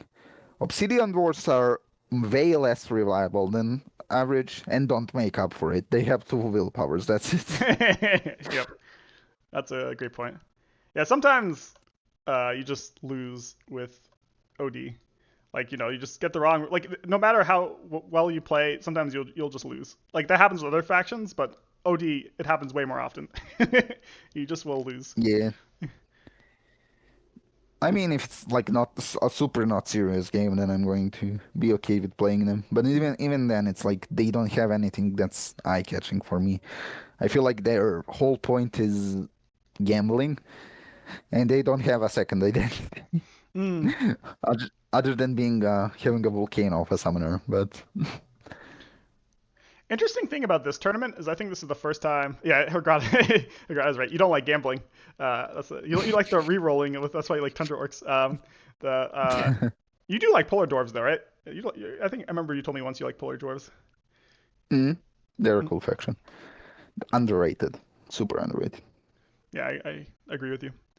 I do think there's going to be a world where this tournament, like you can pick four different factions. Like you can pick like the old four in terms of like the top tier factions, like Savannah Elves, Shadow Elves, Cloaks, Filth, and then you could go a completely different direction and still be like have top tier factions, Guild Dwarves, potentially Drake's Son. Uh, you can go Owl Wicked and what's the one you pointed out? Potentially I Fallen pointed out. Kingdoms. Huh? I pointed out. Did I point out something? Oh, Spectral Conclave. That's what I was gonna say. No, no, not you. Maybe Nah, nah. you're a Spectral Spectral Conclave. Conclave are losing points in my head recently. Mm-mm-mm-mm. Nah, that's I've scary. played. Oof, you wanna see? Like, have you found the game yet? I don't think so. Yeah, you can give me a replay. Give me. It's a short game. It was Skyspiravian versus Spectral Conclave. I played it yesterday. Mm. It felt hopeless for them. It felt so hopeless. It was sad. A great feeling for you. Terrible feeling for them. Yeah. Oh, I was so happy to feel like, yes, I'm finally figuring them out. You know, Yep, I just yep. got to figure out the Drakes on now, but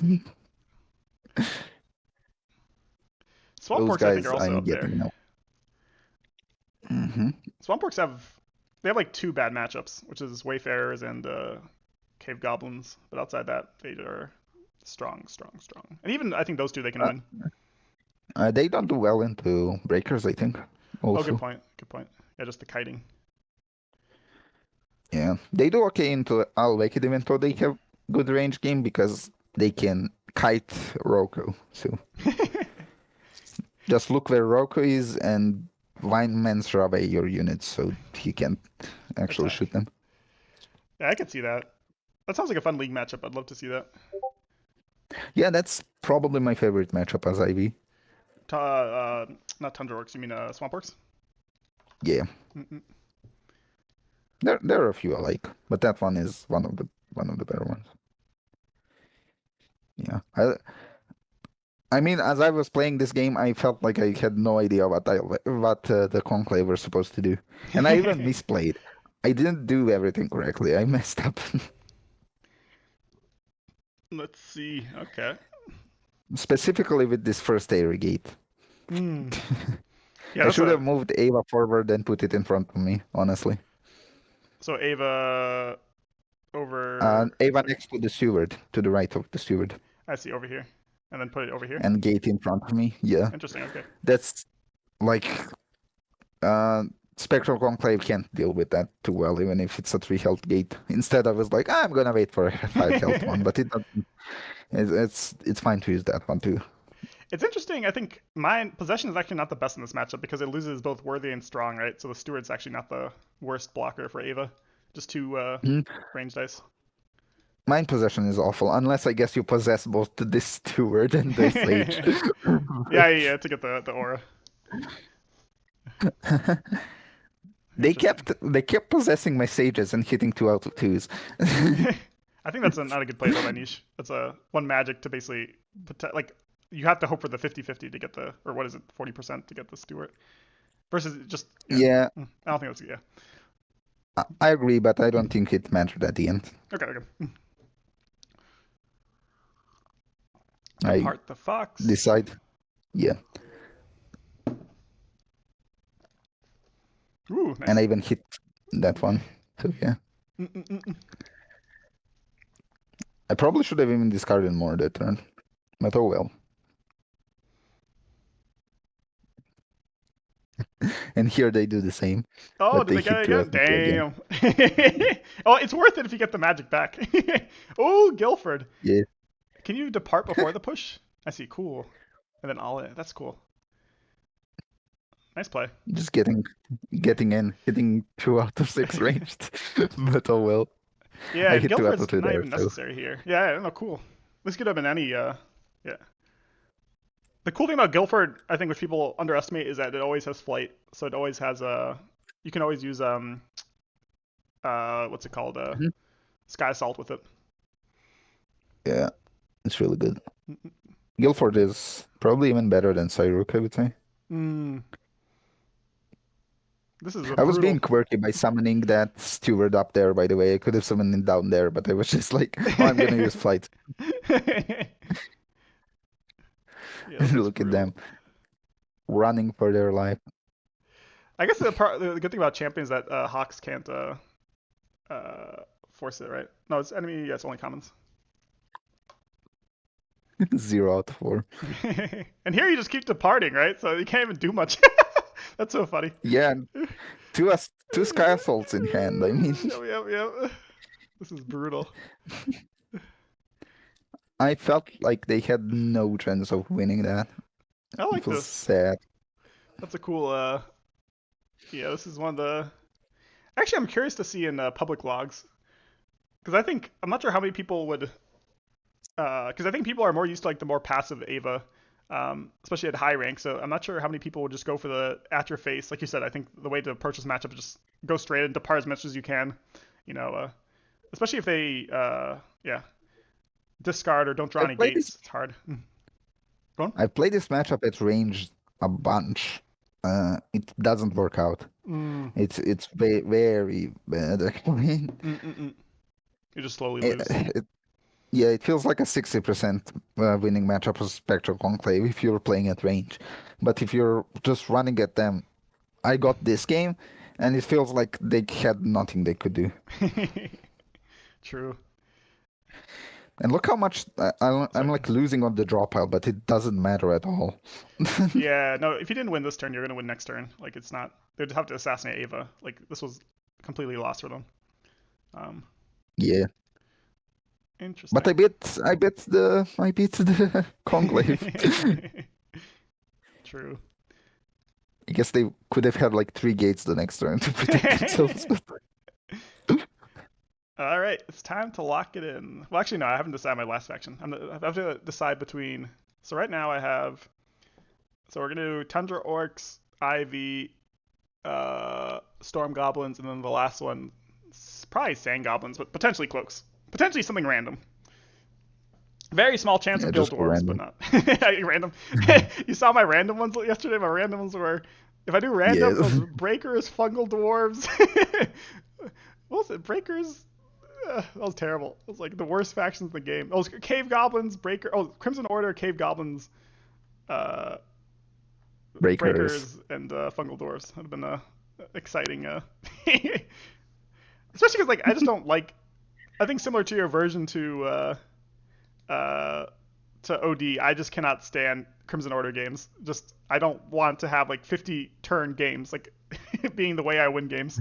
Uh, I I, cannot. I, I mean, oh, against OD, I'm fine. Playing as them, I just like. True, true.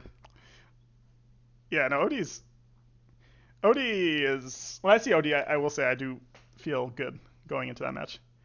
Um, I'm always happy to face OD. Though that said, of course, sometimes I just lose because of some crazy turn. But in general, Yep, I'm yep. happy.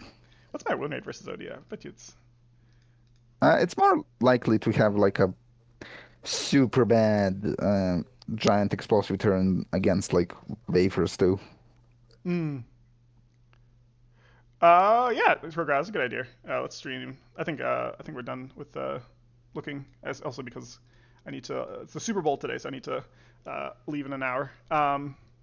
So we can do some tur. Let's see if the turtle games are going. And even if they're, did they start them? So the funny thing is, it's between a very quick player, which is Exile, and a very slow player, which is uh, Ciabatta. Chibata. And They haven't started yet, I don't think. is Chibata a slow player? Huh? Is Chibata a slow player too? Yeah, he's the type of dude, and he said this openly, like he's the type of dude who will like in the middle of a turn, go do his dishes or take a walk, to think about, very chess player like, like a, you know, I mean, it shows. Tabata's been very successful the past, like forever, but especially this past year, he's been going off. Won a live league, won a SW league. I think the only thing Tabata has not won is a Plathat tournament yet, but maybe this time this is a time to shine. It's funny that Ciabatta and Ben are very similar players. Like they were both, or Ben Ciabatta plays like Ben did, which is basically you discard very heavy, go for tempo, and he plays factions, which he's good at with that. Mhm. Definitely Yeah. a good way of playing. Chibata, like summoning a bunch of units and then keeping the fight in the middle of the board, you know? Hmm. True, true, true. Yeah, he likes the middle of the board, high tempo, um, threading Yeah. everything. He plays like I play Yellow Wicked. I think is a good comparison. That's a good point. Yeah, yeah. True. He plays every S- faction like you play Alvic. Or not. Summon 7 Crab Knights and just What now? Crab Knights are the most obnoxious. yeah, somewhat like pieces, but at least pieces give you tough as well. True. Yeah, going for a walk during a And 45-minute game. Yep, yep. I wouldn't be surprised. I wouldn't be surprised. I don't want to. Here, I can do it. So I spoil myself, not everyone else. Let's see if they actually are starting it. I won't look at the. Have they started their games? Let's see. They have not. Which is I gets tricky. You don't ideally you want to get all your games done before the Plat Hat tournament starts, just to have less stress. yeah, yeah. Uh, I still have a league game to play. 2 leagues 2 leagues. and 2 live leagues as well. I need to message Dark Wolf. See if we can get our games done. Doc- Doctor or Dark. Doctor Wolf. Doctor Wolf. Doctor Wolf. Need to get our games done. I messaged him, but I need to ping him. Maybe probably busy. Mm. I Um, played somebody today called the Dire Wolf. Dire Wolf. They were getting a lot of those. Do you mostly play 45-minute games these days, or still 3 days, Nestle? I haven't played a single public queue 3-day game since this season started. Nice, nice. What time is the best time Uh, for 45-minute games, in your opinion?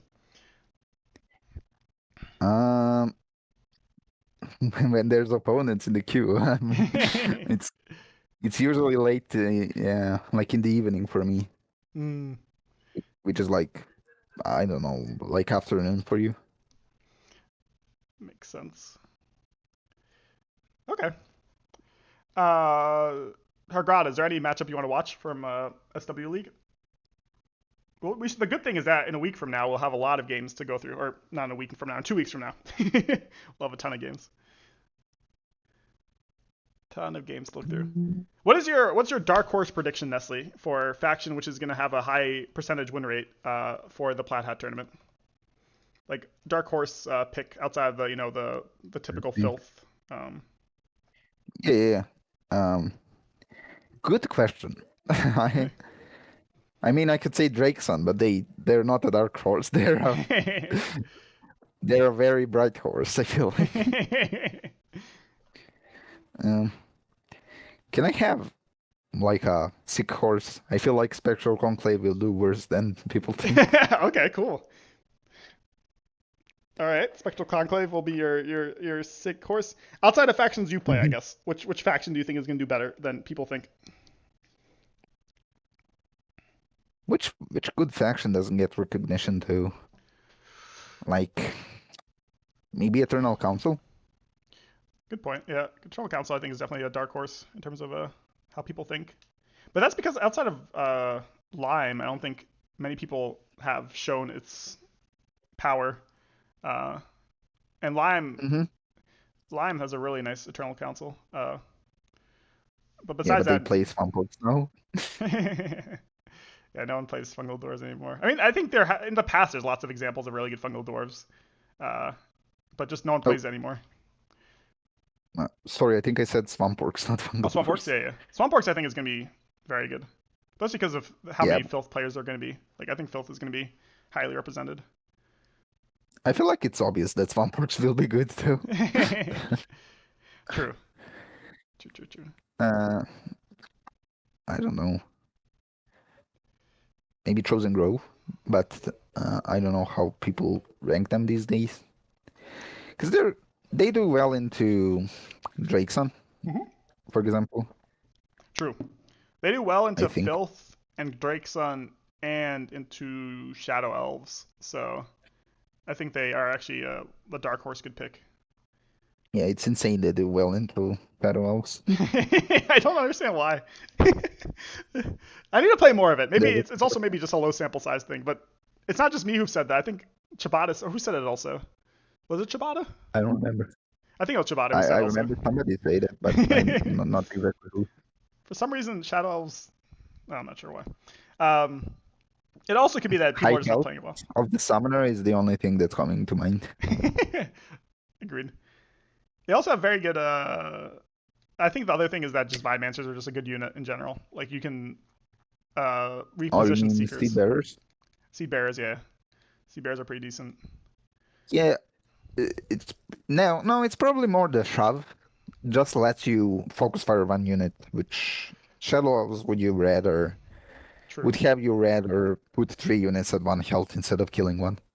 Yeah, great point. Yeah, I think guards between guards and Sea Bears, you just have so much movement manipulation, which is one of the big strengths of the Shadow Elves econ. Is just like you said, Seekers and isolating mages and knights, stuff like that. Mhm. It's funny. There's some matchups which are like two factions that play similarly, but like the faction that's considered the weaker one does better somehow. And I think that's part of the thing with Shadow Elves and Chosen Grove. The fact that Shadow Elves are seen as S tier, while Chosen Grove are like A at best. And Chosen Grove beat them somehow, even though they both like just exchanging units in the middle of the board and calling it a day, you know? Yep, yep. I will There's say. Oh, also sorry, go on. Yep. how's it called? Thunderorcs versus Filth. Thunderorcs win that, even though Filth also like to play it similarly to Thunderorcs. Oh, that's a Even good though question. Thunderorcs aren't necessarily a better faction than them these days. How would you approach Tundra Orcs versus Filth? I've never played that matchup, but I'm assuming the reason why it's good is because just smashers are, you one shot their. Are you playing more like an econ game, or are you playing a more um, get in their face? I guess you can play either way, to be honest, in the matchup. Uh, those aren't um, those aren't how what's It's more the saying? situational. uh, those aren't exclusive. I see. Hmm. You run at them, but you win on the econ. I see. I see. I see what you're saying. Because you're running Because at them, it makes you win on the econ. Is your point? Yeah, it helps you win on econ. yeah, it's like there are factions that can deal with Thunder Orcs when they're holding a long siege, but I think Thunder Orcs are about the best faction for just holding a long siege like that, you know? Mm. Because they're factions like Wafers have a harder time doing that, right? Because if they fight Polar Dwarfs, they do a bunch early on, but then you realize they have like 10 less cards in the draw pile and have only done like 4 damage to Svara, and then need to go for something insane in order to win. Mm. Thunderorcs can go for something insane, but they just hold a long siege. They have a forward gate and summon smashers every turn. I see. I see what you're saying. So That's yeah, cool. A nice that's analysis. like that's the thing that I don't think I've heard people talk about before. Having a faction that likes to hold a long siege versus a short burst. Uh, and Thunderhawks are the long siege kind, the kind that just like comes to the opponent's side of the board and says, "Hey, I live here now," and starts killing them. instead of like even cave goblins kind of fall into that category because they have tricks to get their opposing summoner, but they need to actually win a long game sometimes Mm. because they don't have as many tricks as as Wafers do Mm-mm-mm. or Obsidian Dwarves. Because they don't have spot stealing, they need to actually kill the units and then hope they don't replace the unit and then Yeah, walk up to there, right? So 100%. if you constantly keep summoning units, then that's actually an issue.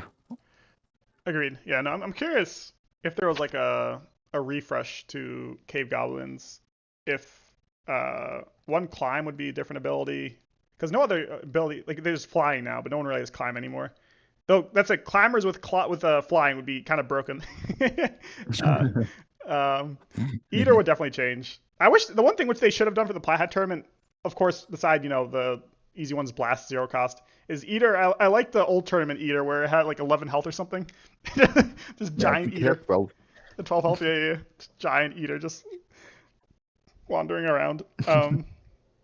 I love cave goblins. I feel like they wouldn't make them the same if they made them now. True, true. That's a good point. Clingers are so cool. Yeah, I They're feel pretty like basic, but in a cool way. agreed. Very, very much agreed.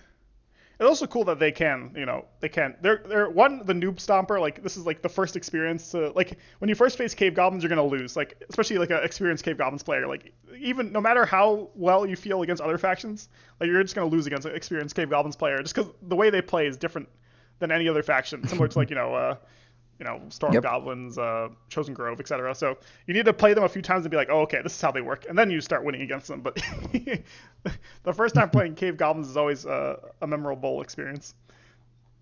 Yeah, one of my favorite factions for sure.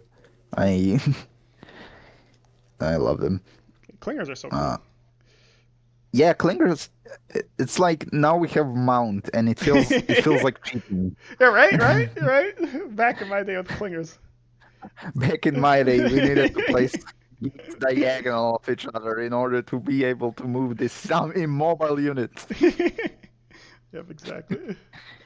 That's funny. And Yep. the only way to move them other than with Kling is Sneak. Well, there's also Blazing Speed as well now.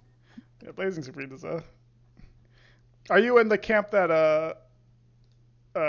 Drake's on Rebellion should not have Cole Inferno? There's a Discord discussion about Cole Inferno being just like everyone, like people saying that uh, they like the theme and the abilities, but they think that Cole Inferno is just the card which makes this faction busted. Yeah, yeah.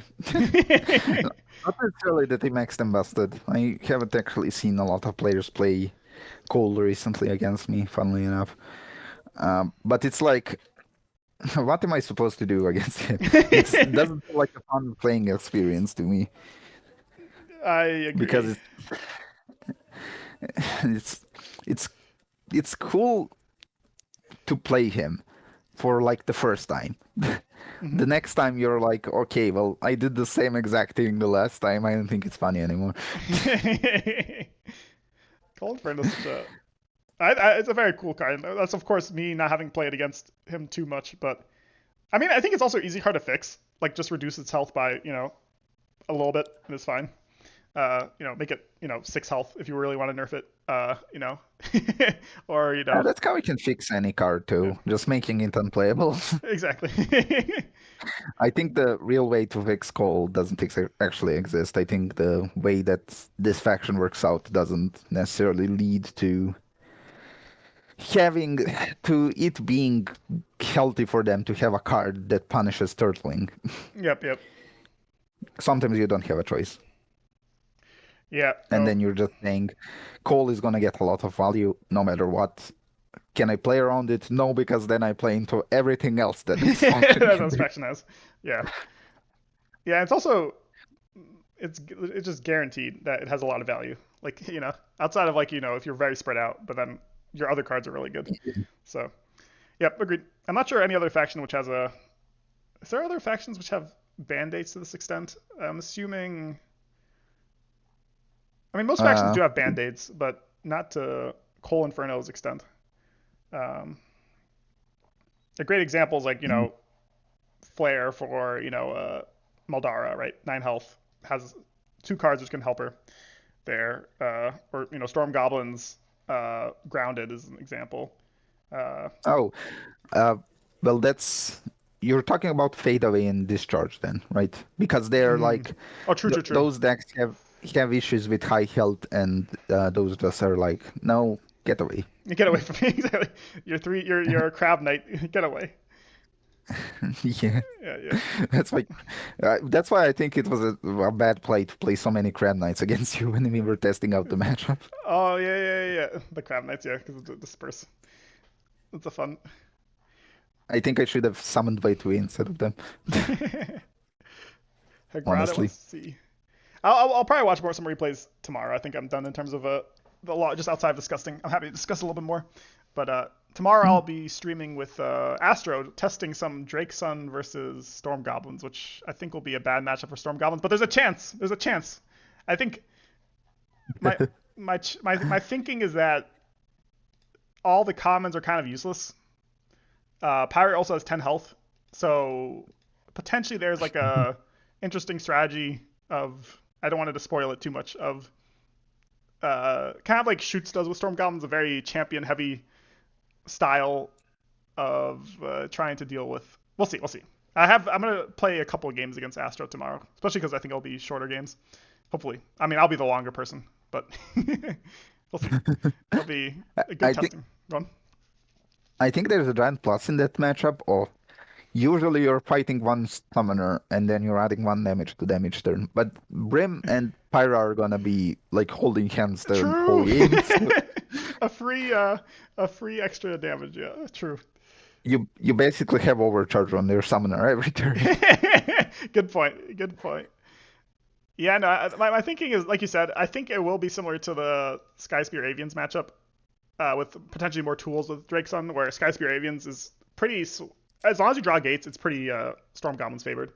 Um, but you do have to draw gates, so potentially it's similar um, I against want to test out that matchup as well at some point. I have not played against. it. Oh yeah, yeah, we can play against each other. I'm happy to we can do a maybe next weekend or at some point next week sometime we can do Storm Goblins versus Sky Spear Avians um, stream. I feel like I feel like I have no clue what to do, so I'm just like I want to put my fingers in my ears and say la la la la la, it doesn't exist, and and unless see. I have to find it until I have to fight it in a public queue, and then I'm gonna cry. That's my plan. Sounds good. Yeah, we can definitely play that. I think. Oh yeah, I won't spoil you how the ways I've seen people try to do it with it. But oh, It's probably similar to like fighting Spectral Conclave, except you can't be as aggressive. mm, What I'm thinking of instead is discard a bunch and play your champs. yep, yep. I think one of the disadvantages is that you have to be like Zyruk. I mean, Zyruk you always have to be careful with because it's only 6 damage, but at the same time, it does so much damage. It is very threatening. Like if you just get one Sky Assault with Zyruk, then Thrak is dead. So it is an interesting. Uh, Yeah, um, it sounds like an awful matchup. it's yeah. 10 health summoner that wants to bulk up Yep, together. yep. I'm used to having good matchups against Storm Goblins with Ivy and Thunderworks. Yeah. But anyways, I'm happy to. We definitely try it against each other. Um, The one I'm go on. the one I'm curious also about is how do cave goblins do into storm goblins? That's an interesting one. Yeah. It's kind of like win quick or just lose, because you basically you have a lot of free magic for storm goblins. That said, if you can like really get in storm goblins' face and get that one enraged turn, but I think it's pretty. In my experience, I've only played I think 1 or 2 games with it. It's been very storm goblins favored. At the same time, I have heard people say that they do think that cave goblins have a chance. Um, Yeah, maybe it's like you got a because this is something insane I've heard dead sets do. Mm. Like discard all of your slingers and play the eater and That's hope for that's, the best. that's probably, to be honest, that might be the way of doing it. Because you don't actually have the worst spread of health on your other cards. It's just slingers are just free uh, magic. Mhm. It's they haven't said they do that against cave goblins or against storm goblins. They said they do that against guild wars because Oh, of I see. catapults. That But I makes sense. imagine it's the same. And it's probably even amplified because you at least got to have a catapult as guild wars. Here you just need to have a unit that can walk up to them. Yeah, I think I this mean, there's faction. also Go on. yeah, sorry. There's also unrelenting. Go on, Mm. you. What do you think about guild dwarves? I think they're going to be very strong. They are strong. I think I need to play more experienced players that know how to play them. Yeah, makes sense. Yeah, the problem is I think very few people actually play them in general. Uh, so it's hard to. Let's see how they're doing on the ladder. Actually, Mm. they're definitely way less played. It's like sometimes I think Al Vickett was the same, where just a lot less people played them just because people had so much fun with Spectral Conclave. So sometimes when there's dual Yeah, releases. yeah. And they're doing great with the master. The second place is not as good though. Mm-mm-mm. Yeah, no, Guildmaster's doing amazing with them. 1500 is nuts. It's like really high. Yeah, I think that's pretty good. Yep. I'm so like side note, I'm so happy that Alvekit were seen as underpowered when they were released. I would have felt awful if I just instantly fell in love with the faction that's just super busted. No, I'm with you. I think I'll think it is very very strong. It's definitely like look argument for S tier, definitely A tier, like top of A tier. Because I don't think yeah Yeah, they great just have deck. the S tier vibe where there's no situation. I mean there are situations like if you play them well, like you said with discarding properly. There's no situation where you feel like you're completely out of it, and that's usually a sign of like a S tier faction is even if you fall behind early, you still feel like you have ways to get out. Um, Hmm. Um, I will say too, I have a better win rate with Thunderorks than I do with Hellwick. well, that's not fair because you played you're probably still way more comfortable, like you said, with Thunder Orcs. Yeah. I also have a higher win rate with Sky Spear Avians. Oh, Just interesting. I'm thinking. that one is super inflated because of low games, but still. And because most of those were live games, so a lot against the new players. mm. I think my win rate with them is like 80%. It's insane. See you, Hagrada. Inhuman booties. Oh, that's a thank you for banning him, Hagrada. Banned inhuman booty. Um, that's a funny name. Only human booties in here. Only human booties allowed. No bot booties allowed in this chat. All right, Nestle, that was fun. Yeah, I'll message you or message me, and we can definitely find some time before the tournament to practice some Sky Spear Avians versus. Also, I do. We can do a part two to this stream where I do more practicing uh, of Tundra Orcs. But yeah, thank you so much. Oh, it was fun. Yeah, fun to hang out. It was a great hangout session. Ooh, curious. Massimo's been playing them. Curious what Massimo brings this time. Oh, has been playing what? Guild Wars. Guild Dwarves, yeah. Maybe Oh, Massimo always brings breakers. He always brings sand goblins. And he always brings shadow elves. And then the last one, I think, has always been variable. So I'm curious. uh, Guild Wars now. Guild Dwarves, yep. It does sound like a Massimo faction. So It maybe kind not. of does. Mm. Like just Guild Wars usually don't win by assassination. Unless you do what I do and just charge your summoner in and don't realize that the ram can Uh, ram your summoner and you just die. Yep. Yep. right. That's the Guild Wars are like the faction that you can't enter their first three rows. that's also the fact with like every structure deck, right? Yep, You yep. don't want to enter the first three rows of fours. You don't want to enter the first three rows of Sand polar goblins. dwarfs Hell yeah. or Speed sand goblins. goblins. But you don't want to get your summoner in the second row against any faction because they place a gate behind you. They're just stuck. Unless you're the But cloaks. yeah, or like wafers with a waypoint. True, true, true, true. Yeah, yeah. There's some outs, but those outs depend on the faction you are playing and not the other way around. Mm. There's a funny game I played versus cloaks where I think I was Mountain Vargath, and I literally like blocked in blocks by having like I had to put gates in my back row and my front row. There's just like a box of gates around blocks, just keeping them in this Oh, corner. you want to see a super funny image against cloaks? Oh yeah, It's it was like the replay doesn't work anymore, but the game was like 2 years ago at this point, probably. yeah. It's like one of my first experiences against cloaks at that point. I just got to find it.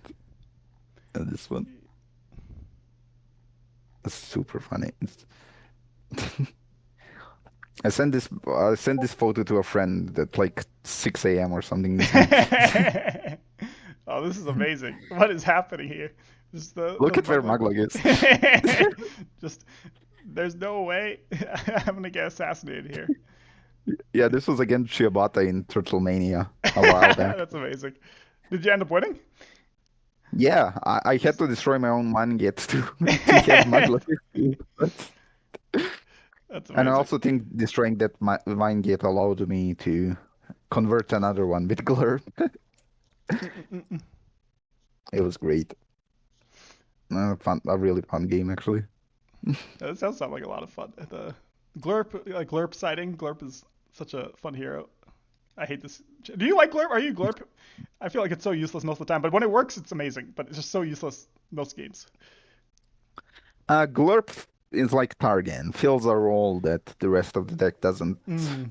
necessarily get all the time. But Glurp is more situational than Targan. Because Targan is like in a ranged game, play me. Glurp is like if you don't draw your gates, but draw a wine gate and discard it for some reason, I'm good. Or actually, you don't have to discard it. He can pull from the draw pile. Glurp Mm. is there if you don't draw gates, but you have 5 gates in the deck. Mm-mm-mm. I think that's what Vexor said in the tier list for Swamporks. Mm. That's funny. Yeah, that's a good point. Because it can take it from your deck also, right? Or yeah. Yeah, it's like their stats aren't good, so you need to actually utilize that ability. Ragnar has more health and a more generally better, more useful ability. Mm. So Glurp is like the situational champion. I miss I guess he played during the last Turtle Media. I miss like for example, uh I miss the generation the G Man who's the other guy the Wayfarers player. Just like the aggressive players generation who don't really play too much anymore. Hopefully they come back for the tournament, but I miss the he won the last tournament. I forgot his name. But anyways, those Mm. players are so fun to watch. Bookish. Bookish, yeah, yeah. The bookish G man, just go at you, aggressive. Oh, they were in the tournament. They, I think, just fell off. I see, I see. Okay, okay. They just didn't make Or the Turtle other ones. Terror, I mean. Turtle Yeah, Terror. Yep, yep, yep. just like me. We're all washed. Now it's the age of Yeah. exile and tasty teddy bear. Um, I'm Or curious. Go on. maybe Bookish too, who knows? Yeah, true, true, true. The return of bookish. Um, yeah, I'm curious. I'm curious what the finals will be like.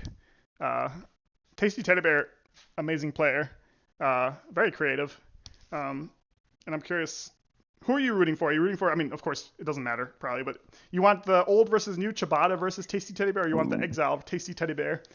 Both new players, duke it In the out. finals? Yeah, in the finals. Probably Shibata, Mm. because Excel has been winning too much, you know, we need to slow him Exactly, down. it's too funny. Can't have this guy winning everything. They can't become the new Vexer. We Exactly, just exactly. No, I think I agree with you. I think Exile has the biggest chance right now of becoming the next Vexer slash yeah Prophet slash whatever. Yeah, Yeah, I think they. like yeah, it's like for how new of a player they are. I can't believe how many things we discuss, and I they see something I don't see, and they see something I see. You know. Yep, yep, agreed, agreed. Even there, like last night, they had an amazing thread about Shimmer C. Fei, which was very in depth. Um, just the amount they play, the amount they think about the game is. Yeah, I think you and Exile are the two people who I think are going to be the next Prophet Vexers, etc. The back-to-back tournament Oh, winners. uh, thank you. I will try my best. Yep, yep, yep. You just So have to far, win. I'm doing good. Sorry. So far, I'm doing good. Yeah, so far you're doing well. Now you need to win SW League, and then you need to win a Plathat, and then you've made it. Then you've made it. Then you can retire like Vexer did. Yeah, I can retire, have kids, teach them Summoner Wars, and Exactly. you know, Make them the the next next Summoner Wars Masters. generation Next generation of make Summoner. the, teach the new exile. You know. Exactly. Teach the new exiles. Yeah. Oh my god. Yeah, I hope. I feel like last how's it going? Last official tournament, Mhm. I I was actually weirdly close to making the finals. Mhm. Was I actually, or was that right? Or did I have another group to go through? I can't remember. I think you But got I unlucky. Yeah, go on. With because you chose yeah, Filth, and it was the Davud one, which was the breaker, right? no, it was Forged versus Falling Kingdom. Yeah, Yeah, that was that versus Davud, right? The. yeah. It's one of my best played games, I think. Mhm. But just I don't know if it was the dice or if the Wood is just a better player. I went for a 50-50 at the end and just didn't make it. Mm. Oh, I remember that game. Yeah, that was a nuts game. Yep, yep. I also think, I Yeah. mean, I think it's all the above slash also Fallen Kingdoms were the most busted they've ever been during that tournament. Like Fallen Kingdoms was disgusting because they had the old blood summon, they had a 14 health Retalis or 13 health Retalis, and they also had the Gul'das being just the Mhm. stupidest champion in the game. I never want to see 11 health Gul'das again. That thing was disgusting. We have the other one now. Yep, yep. That one is, Yeah, I think. yeah, go on. Sorry, I was just gonna say. I think I was. Yeah, I had another pool to go through, so it wasn't that close. I mean, but you lost to the eventual champion, so that's all that matters. To be fair, yeah. Uh, Also, I there's also so much thought luck. W Wart. They don't play either anymore. It's it's kind of sad seeing all the players who are just great but don't play anymore. Yep, yep. That's why I think, yeah, that's what I was trying to be at, like trying to tell people who yesterday people I was trying to tell people like, hey, of course take it seriously, but don't try to burn out because I think Plat Hat tournaments are probably one of the biggest sources of burnout I've seen in terms of Hmm. Summoner Wars. Especially because like Yeah, if you make the finals, it's 8 weeks of games, right, or even longer. It's like yeah, basically 8 weeks of games, and then a lot of times like for example you played amazing, but just 50-50 didn't go your way. Only like top one or two make the final group. In the final group, only the top one makes it. So it just ends up with an RNG game. It can lead to a lot of burnout, um, especially because you yeah. can't I've schedule. also, Oh, sorry, go on. Yeah. you know what was the downfall of that tournament for me? I had to play Thunder Orcs versus Crimson Order 3 times. Oh no, that sucks. The first time it was a timeout, so I just won. The other two is just awful for me. But like that's also a matchup where I feel like without experience you don't know how to play it. But at this point, I could probably look back at those games and be like, "Oh no, I could have won this easily," you know. Interesting. So, Mhm. because it's one of those harder matchups, you know, and it's hard in not the sense that like Fungal Wars versus Cave Goblins is hard. It's hard in the sense of Ivy versus Spectre Conclave is hard, where it's like it's a bad matchup potentially, sure, but also it's so hard to play you don't really know. Mhm, mhm. maybe it's decent. You just there's so many things to consider from one side and not from the other. Like Crimson Order have it easy there compared to Thunderworks. And I feel like a spoiled child for saying that, but it really feels like that. It really feels like the Crimson Order just do their game, and Thunderworks are like, okay, well, I'll try to do your game better. No, 100%. It definitely is a matchup like that. I feel like Crimson Order is Yeah, going. it's also because as I was saying, Thunderworks are a long siege faction. They can hold a long siege. Doing that against Crimson Order, it's gonna take so long. Especially with the devout And cultists. Going. Yep. yeah, and you can't discard. You need to play your stuff out. Mm-mm-mm. So Good it dub. becomes hard. Although I guess this is a slight spoiler, but I did win that in the Faction Masters, Oh, cool. that matchup. Okay, I'm excited to It's see. not the biggest. It's not the biggest spoiler. It was the first game. Okay, okay. I have to watch that again. The VOD's already out for that, right? Yeah, it's been for a while. Cool, cool, cool. Um, yeah, I think that game is the last time I played that matchup, and it was so well back. Mm. So I don't know what to think about it. There's also, by the way, I feel like IV versus Spectral Conclave, since I've mentioned it, I feel like that's potentially the hardest, the biggest brain burner in the game as IV. Is against who? uh, as IV against Spectral Conclave. Mm. Because it's like, I like to say that IV are the hardest faction to play in the game, Mm-hmm. and I like to say Spectral Conclave are the hardest faction to play against in the game. So you can imagine. Yep, yep. Combined, it's definitely a brain burner. It's a nightmare. I liked your use of split skin during that game. It definitely is like when you get the foxes to 1 health, you split skin Hmm. to prevent them from attacking certain units. Um, Yeah, the second they used the second fade away, I was just like, okay, I'm not playing Turanga anymore this game. I'm summoning Crab Knights, even though I kept Turanga in from my starting hand the whole mm, game. You'd be surprised how good big health melee champions are against the true. Conclave. Yeah, Watu was cool that game because it got a lot of value and then died the next turn, but at least it used one of the I forgot the The big unleashes, events. yes. Yeah, yeah, yeah. That was a very good use of Watu that game. Um, Yeah, cool. I That's fine.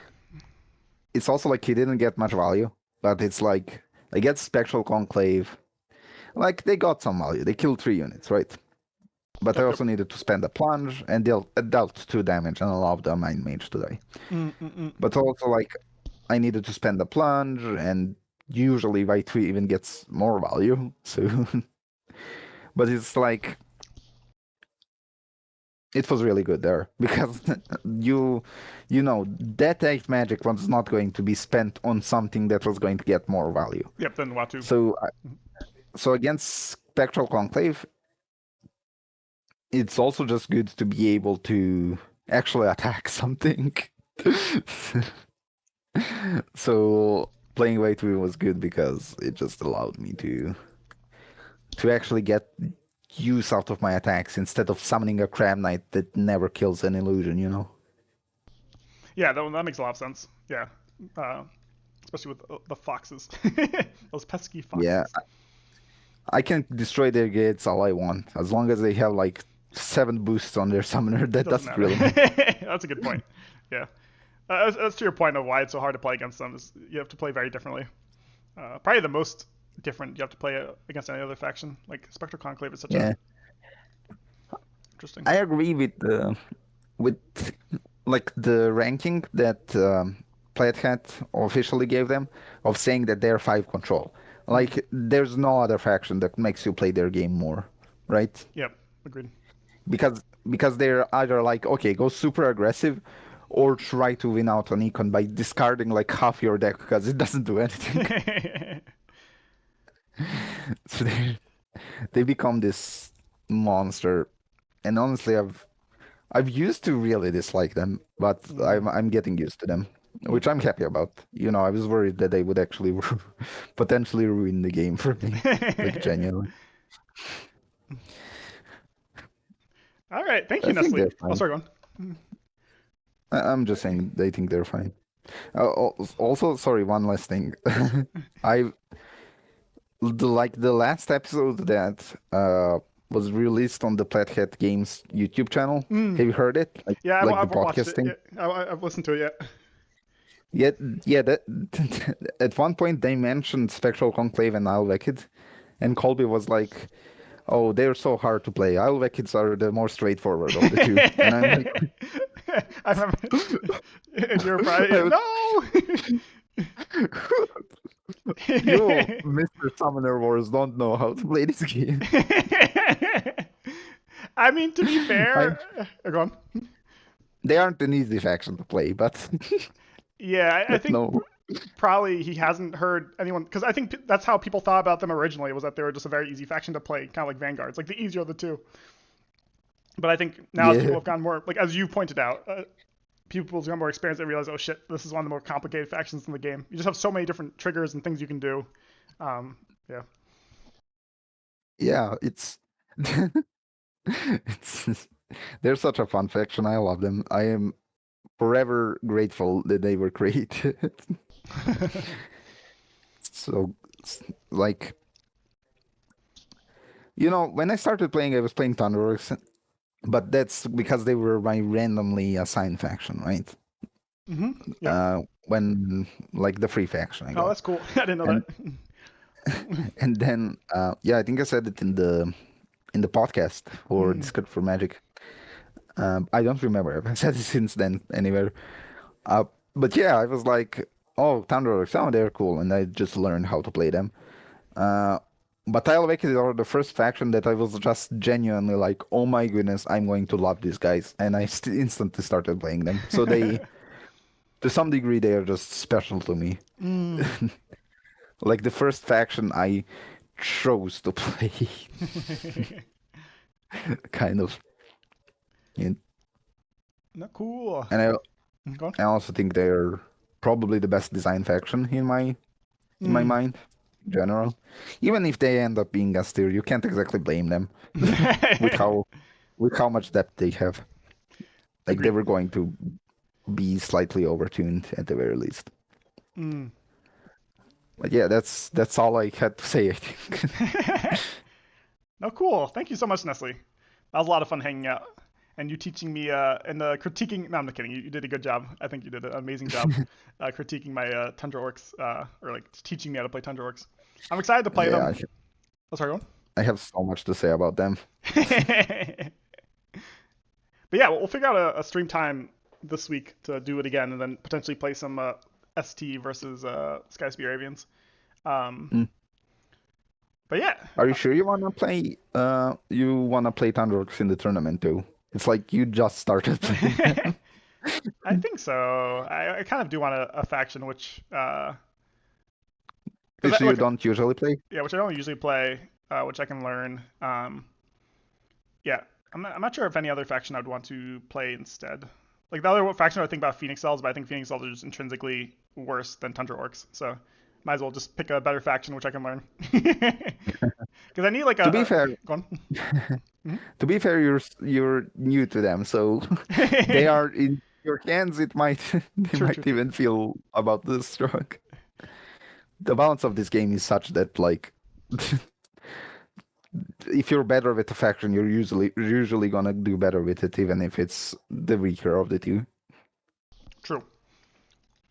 Maybe if Flare was zero cost, then I would. I'm kidding. I do like Drake. Drake is my favorite, my new favorite champion. This card. I wish I had flying, but outside that, very fun champion. Maybe Lesser Flight Yeah, or exactly. something. Lesser Flight. Yeah, yeah, yeah. Yeah, flying would probably be broken. Lesser Flight would be fun. And I don't think it would break the card, to be honest. I think it'd be very strong, but it wouldn't be like Phoenix Elves overpowered with Lesser Mm. Flight. It would be um, text overload on the card. It's the issue. True, true, true. It'd be three different abilities. Yeah, and two long ones at that. True. I think get rid of Protector. Give me Lesser Flight. I'm happy with that. Protector it rarely does anything useful. I mean, sometimes it's useful, but most of the time I don't use it. Once it's won a game for my opponent. Because I destroy all the gates and they were at 7 magic, and I'm like, or at 8 magic, and I was like, well, I need to live and die with it, you know? With the Fire Drake. That's funny. And they played it and they won.